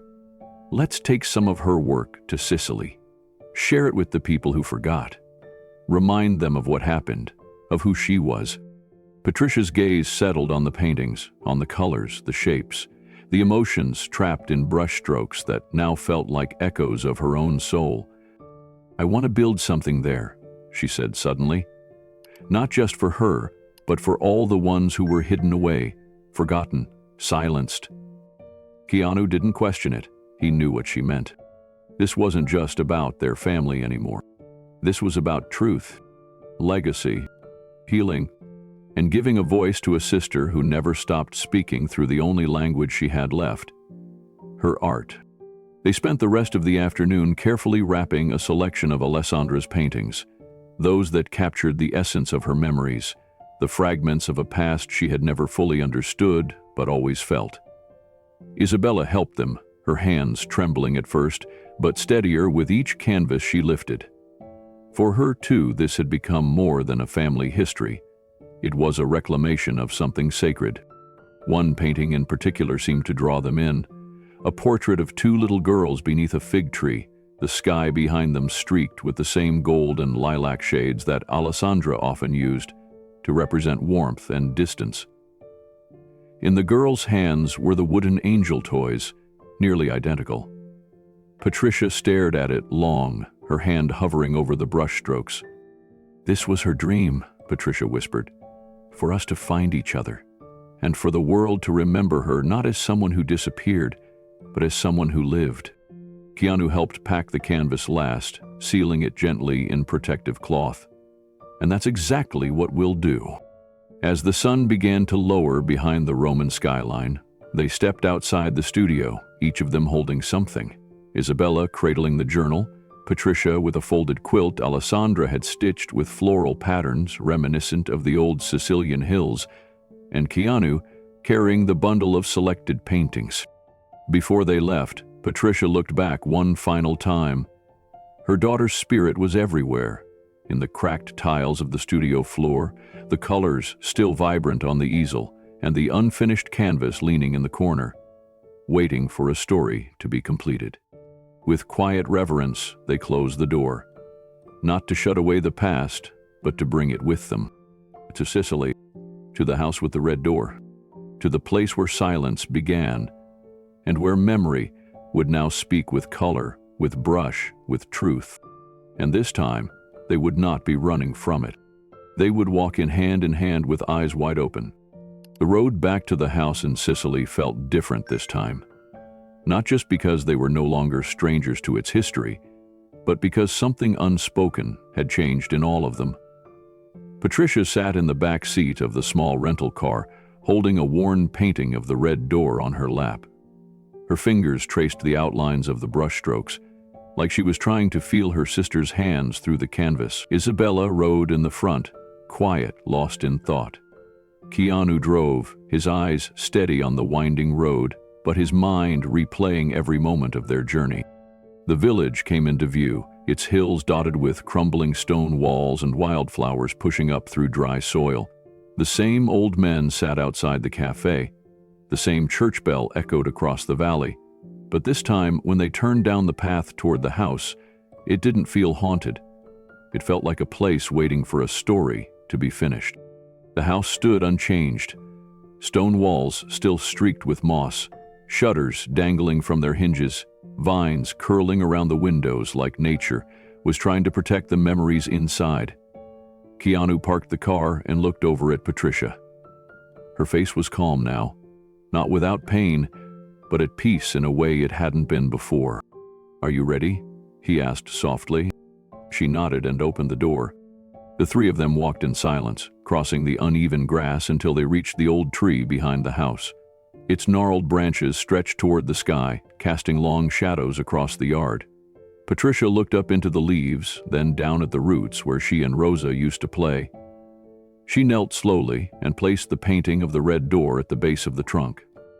"I don't know if you ever stood here again," she whispered, almost to the wind. "But I have, and I brought her with me." Isabella stepped forward and reached into her bag. She took out the photograph of Rosa and Patricia as children, their angel toys clutched tightly in their small hands, and gently pinned it to the bark of the tree with a rusted nail she found nearby. The photo fluttered slightly in the breeze, as if breathing. Isabella handed the plat of 18-inch grain glass from her pocket and pointed it. Keanu stood back, letting the women take the moment they needed. There were no prayers, no grand speeches, just silence, and it was enough. As the wind moved gently through the branches, carrying the faint scent of wild rosemary, Keanu approached his mother and Isabella. He crouched beside them, resting one hand on the base of the tree. The bark was cool beneath his palm, solid, ancient. He glanced between the two women, generations bound by a sister neither of them got to truly know, and yet who had shaped both their lives in quiet, profound ways. Keanu's voice broke the silence, gentle but purposeful. "This house, it doesn't have to be a place of sorrow anymore. It can become something living, something that remembers, but also gives back." Isabella turned toward him. "What do you mean?" He looked toward the house, then back at them. "We restore it, carefully, respectfully, not to erase what happened here, but to preserve it. We turn it into a place where families can gather, learn, heal. A community space. A home for stories like Rosa's, like your family's. A museum for compassion." Patricia blinked slowly, as if absorbing the idea through layers of memory and grief. "You think people would come here?" she asked. "I do," Keanu replied. "Not for tourism, for truth, for reconciliation. There's power in remembering, especially when it's done with purpose. Isabella stood, brushing soil from her jeans. She looked at the weathered stone walls, the crooked chimney, the half-buried pathway leading toward the sea. For a moment, it was like she was seeing it not as the granddaughter of someone who suffered, but as a woman standing in the threshold of something new. "There's a preservation society in Rome I've worked with," she said slowly. "They help fund restoration projects tied to historical memory, especially post-war reconciliation efforts. If we show them what we've found, my mother's paintings, the journal, the letter from Lorenzo, they might help." Keanu's eyes lit with quiet gratitude. "Would you really want to be part of this?" She looked at him, her voice firm. "This is my family too. I didn't know it until days ago, but I feel like I've always carried pieces of this place without understanding why. Now I do." Katrina reached for Isabella's hand. They stood together beneath the tree, hands joined, as the shadows shifted above them. Keanu walked a few paces toward the back of the house and stared at the red door, now cracked and faded but still holding its mark like a scar. He thought of how many people had passed through it in fear, in hope, in silence. Now it would open for something new. Later that afternoon, they walked through the house together. Every corner whispered. Each step stirred dust and memory. The sunlight filtered through broken shutters and painted soft stripes across the old wooden floor. They didn't touch much, just observed. Keanu jotted down sketches in a small notebook, floor plans, natural light patterns, access points. Isabella photographed everything with her phone, already thinking about structural needs. They sat in the front room as evening fell, watching the golden sky melt into dusky pink. The silence between them was no longer heavy. It was sacred. Patricia held the journal she'd taken from Rosa's studio and read one passage aloud, her voice trembling. She saw the shadow. "To my sister, wherever you are, I hope you still love trees. I paint them now, but I still remember how we danced in the leaves." She stopped, unable to finish. Keanu rested a hand on her shoulder. Isabella gently leaned in and whispered, "She's home now." As the stars emerged above the old Sicilian sky, Keanu stood in the doorway of the house, watching his mother and Isabella light a single candle on the windowsill. For the first time in decades, the house wasn't just haunted by memory, it was lit by hope. The summer sun filtered through the skeletal rafters of the attic, casting long rays over forgotten trunks and dust-coated beams. Keanu stood at the far end, his shirt damp with sweat, sleeves rolled up, eyes scanning every inch of the old wood. Patricia sat nearby on a cushioned stool they'd brought up, bundled in a shawl even in the heat. Isabella leaned against a support beam, her hands smudged with dust, quietly watching the two. It had been Isabella's idea to check the attic one last time before construction on the museum officially began. They were days away from turning the cottage into a community center and historical site, and Keanu had agreed to comb through the upper floor for anything that might have been missed. What he didn't expect was the soft, hollow knock beneath his boot. He crouched, brushing away loose boards near the corner where the angled roof met the far wall. Beneath one warped plank was a compartment, nearly invisible unless you stepped directly on it. With a quick pry of the crowbar, the board lifted, revealing a narrow wooden box, sealed with twine and a faded wax stamp. "Mom," Keanu called gently, holding the box like it was made of glass. "There's something here." Patricia's breath caught in her throat. She nodded, her fingers trembling slightly as he brought it to her. She undid the twine and slowly opened the lid. Inside were several hand-drawn maps, yellowed with age, lines carefully inked, with arrows marking narrow forest trails, mountain passes, and obscure village roads. Alongside them were handwritten ledgers, full of names and dates. Keanu unfolded one of the documents. "These are records. Look, The families your father helped escape, names, locations, notes about where they went next. This is incredible." Patricia's hands hovered over the names, her lips silently mouthing each one. Many she didn't recognize. A few drew visible emotion to her face, tears forming at the corners of her eyes. This is proof," she whispered. "He wasn't just a kind man. He was part of something much bigger." Keanu sat beside her. "He was a hero, Mom, and now the world will know." Word spread quickly through the town. By that evening, the local mayor arrived at the house with a small entourage, eager to see the discovery firsthand. He was a portly man in his 60s, named Mayor Belmonte, known for his deep ties to the village's history.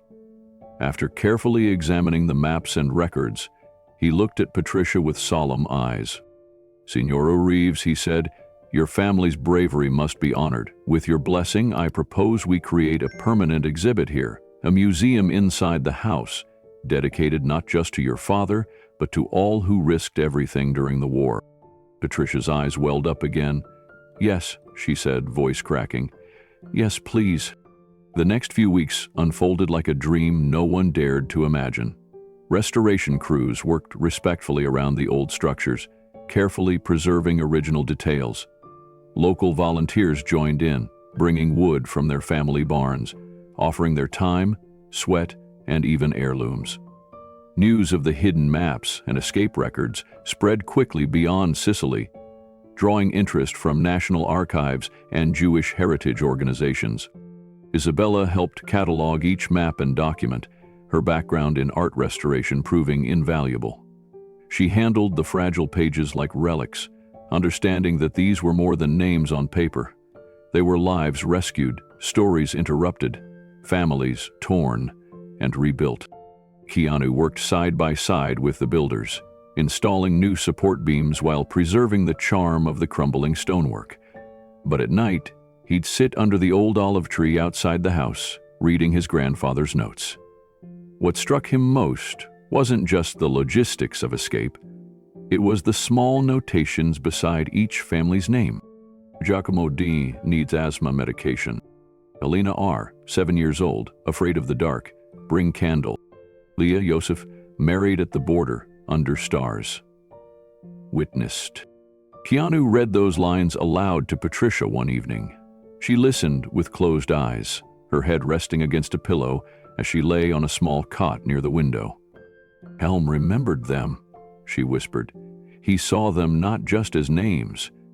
He saw them as people." The house had once held silence like a secret, but now it breathed again, filled with voices, footsteps, laughter, and the rhythm of hammers tapping gently against old nails. But amid the noise, something deeper stirred in Patricia. For years, she had carried a subtle shame, not from anything she had done, but from everything she had not known. The unanswered questions, the silence around her sister, the red door, the unspoken pain of her father's eyes whenever anyone asked about the war. Now all of it was breaking open like spring soil after a long, frozen winter. She stood in the attic again with Keanu and Isabella, looking at the display case being built to hold the escape maps.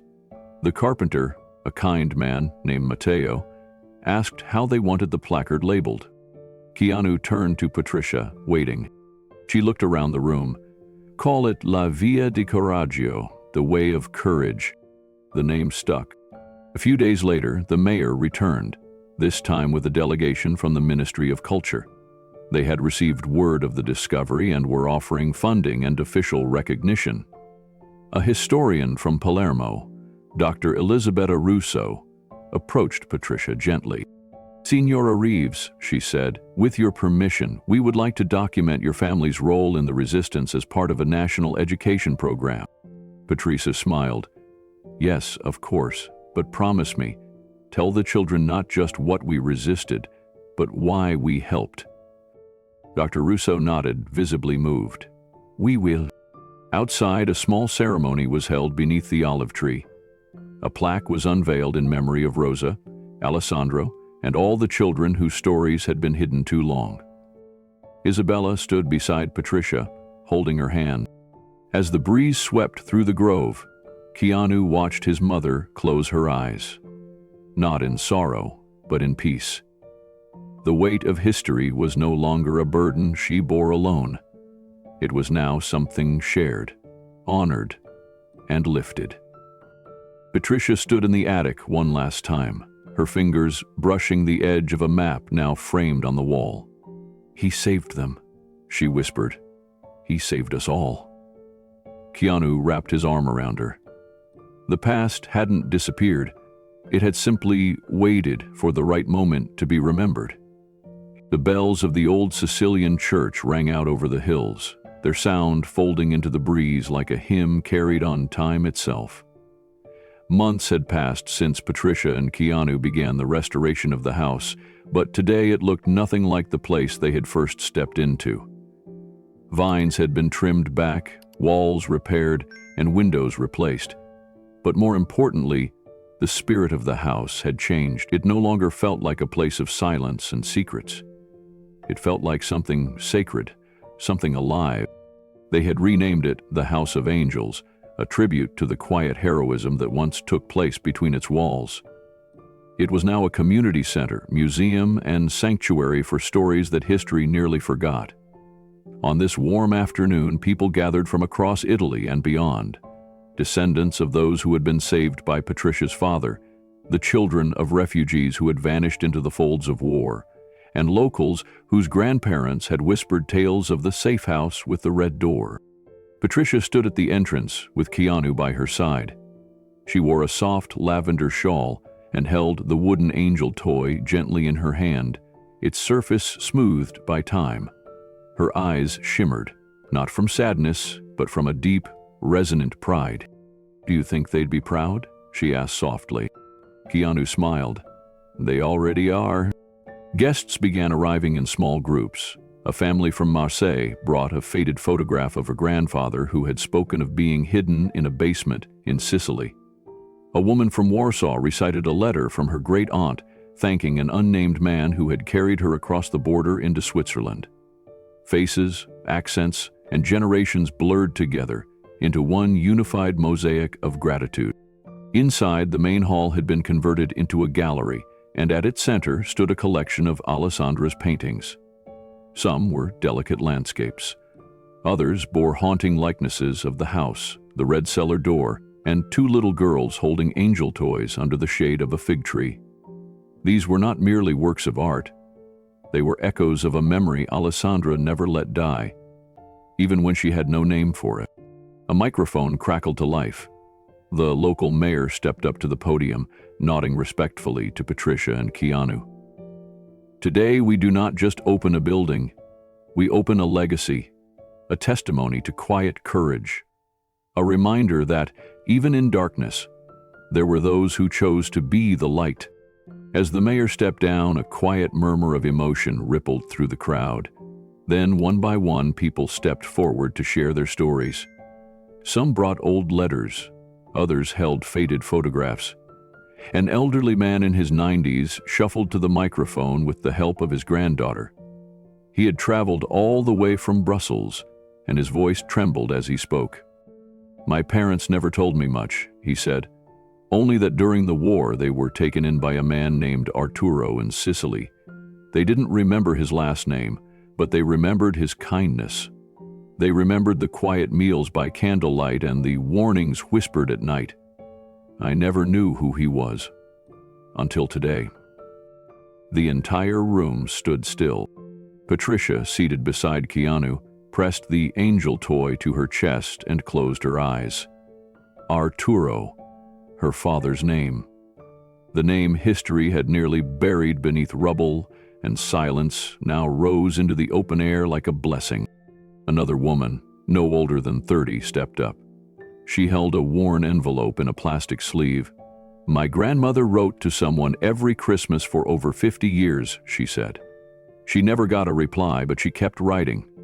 And now, standing here, I understand why." There were tears, soft laughter, and quiet gasps as each testimony layered the atmosphere with meaning. This was no longer just an event. It was a homecoming for souls scattered across continents, brought together by one family's unyielding courage. In the afternoon light, a choir of local children performed a folk hymn believed to have been sung in the village during the 1940 CS. Their young voices lifted toward the rafters of the newly restored hall, where restored beams bore fresh carvings. Names of the families Arturo had once protected. Isabella had insisted on it, saying, "Names should not fade, not the names that meant survival." Keanu stood quietly in the back, letting the moment speak louder than he ever could. He wasn't the focus. He had simply followed the story, guided his mother, listened when history tried to whisper. Later that evening, the gallery lights dimmed and guests gathered in a candlelit circle under the fig tree, outside the same tree that had appeared in so many of Alessandro's paintings. A large canvas had been placed there, one of the last works she'd ever painted. It depicted two young girls, hand in hand, standing in front of a red door. One held an angel toy, the other looked skyward. Isabella stepped forward and spoke for the first time that day. "My mother never knew why she painted these images, but she said they brought her peace. Now, I believe she was remembering something sacred, something deeper than memory." She looked toward Patricia. "You gave her that. Even across oceans and time, you stayed with her." Patricia, her voice trembling, whispered, "And she stayed with me." They embraced beneath the branches, generations folded into one another, all boundaries blurred by love, grief, and recognition. Keanu approached them with a small notebook in hand. "There's something else," he said. "A guest book, for everyone here to write down their stories, memories, or even messages to those who never made it home." He placed the notebook on a wooden table near the entrance, beside the framed photo of Arturo Alessandro and the newly hung plaque, "The House of Angels," a place of memory, mercy, and miracles. As dusk settled over Sicily, Patricia clutched the angel toy close. Tears streamed down her cheeks, not of sorrow but of peace. Her family's story was no longer forgotten. The late afternoon sun washed over the courtyard in soft golden light as Keanu and Patricia sat side by side on the wooden bench beneath the olive tree. The house behind them, once sealed in dust and silence, now breathed again. Its freshly painted walls glowed warm in the light, its shutters open to the breeze. Children's laughter echoed faintly from the other side of the garden, where families who had gathered for the grand opening now lingered in clusters, sharing stories and memories. Patricia held the small wooden angel in her lap, fingers gently tracing its worn wings. Keanu had noticed how she hadn't let it go all day. It had been Rose's. And now it sat with her, bridging the past and present in one simple gesture. She turned toward him, her expression soft but tired. "I spent so many years trying to forget this place," she said, her voice barely above a whisper. "I thought forgetting would protect me, but it only made the silence louder." Keanu looked at her, his eyes steady. "We didn't just find a house, Mom," he said. "We found your sister, your truth, our family." A tear slipped down Patricia's cheek, but it wasn't from sorrow. It was the kind that comes after a long journey has finally brought you home. The garden around them had been lovingly restored, just as Keanu promised. Fresh herbs and lavender filled the air with fragrance. A stone path wound around the perimeter, leading to a small fountain in the center. This was the same garden where Patricia and Rosa had once played beneath the fig trees, chasing butterflies and whispering secrets in a language only sisters understood. It was Isabella who had planted the new flowers with local volunteers. She had made sure every color held meaning. Deep blue for longing, soft white for remembrance, pink for the innocence stolen too soon. Alessandra's paintings now lined the gallery inside, each one a silent witness to the memories that had never faded. People paused at each canvas, as if listening to the past speak through brushstrokes. Keanu reached down beside the bench and picked up the second angel. the one that had been his gift to Patricia after discovering Rosa's toy. He placed them side by side on the table, in front of them. The twin figures faced the horizon together, carved wings tilted upward. "I think she always believed you'd come back," Keanu said. Patricia nodded slowly, eyes fixed on the matching angels. "And now, I have—" The evening deepened around them, casting long shadows over the courtyard. Lanterns flickered to life one by one, their glow soft and amber, as if mimicking candlelight from decades past. Guests began to drift toward the stone terrace, where a string quartet played something soft and old, music that didn't intrude, but lingered like a memory. Patricia leaned into Keanu's shoulder, and he instinctively wrapped his arm around her. They sat that way for a long moment, not speaking, just watching. A group of children had gathered beneath the old fig tree where Patricia and Rosa once played. A little girl held a wooden doll, spinning in slow circles while two boys kicked a ball nearby. Life, unburdened and alive. "Do you think Rosa ever came back here?" Patricia asked, her voice nearly swallowed by the hum of twilight. "I think she never truly left," Keanu replied. "She was here, in her paintings, in that red door, in the angel toys she kept her whole life. She held on, even when no one believed there was something to hold on to." Patricia smiled faintly, touched by the truth of that. "I spent so many nights wondering if I had made her up, if losing her was a story told to silence a child. But she was real, and she remembered me." Keanu nodded. "And now the world remembers both of you." The mayor had already approved their proposal to create a permanent memorial wing inside the house. Local artisans and historians were volunteering their time to help catalog the hidden maps, journals, and artifacts Patricia's father had left behind. The House of Angels, as it was now officially called, had become more than just a community center. It was a living museum, a bridge between generations, a place where silence was no longer the loudest thing in the room. Inside, one of Alessandro's paintings had become the centerpiece. It showed two girls standing in front of a red door. One was turning to leave, the other reaching back.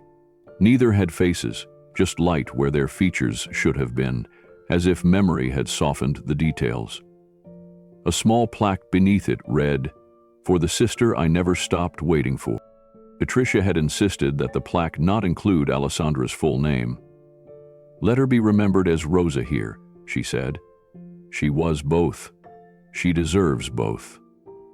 Keanu had thought a lot about legacy over the past weeks, about what we leave behind when words fade, when names are forgotten, when houses crumble, and he realized it wasn't the size of the story that mattered. It was its truth. Its ability to survive in quiet corners, in dusty attics, in journals never meant to be read. That was the miracle. That love could outlast silence. That memory could find a way even when doors were shut tight for decades. "You know what I keep thinking about?" he said suddenly. "What?" Patricia asked, tilting her head. "The first day we stood in front of this house, you were shaking. You almost didn't want to go in." Patricia laughed, soft and unashamed. "I was terrified." "And now?" Keanu asked. She turned her face upward toward the stars just beginning to peek through the velvet sky. "Now I feel free." As they rose to leave, Keanu placed the two wooden angel toys side by side on the garden bench. Patricia touched them gently, her eyes full. "We found family," Keanu whispered. Beneath the stars, silence wasn't emptiness anymore. It was memory, love, and everything they had reclaimed from the shadows.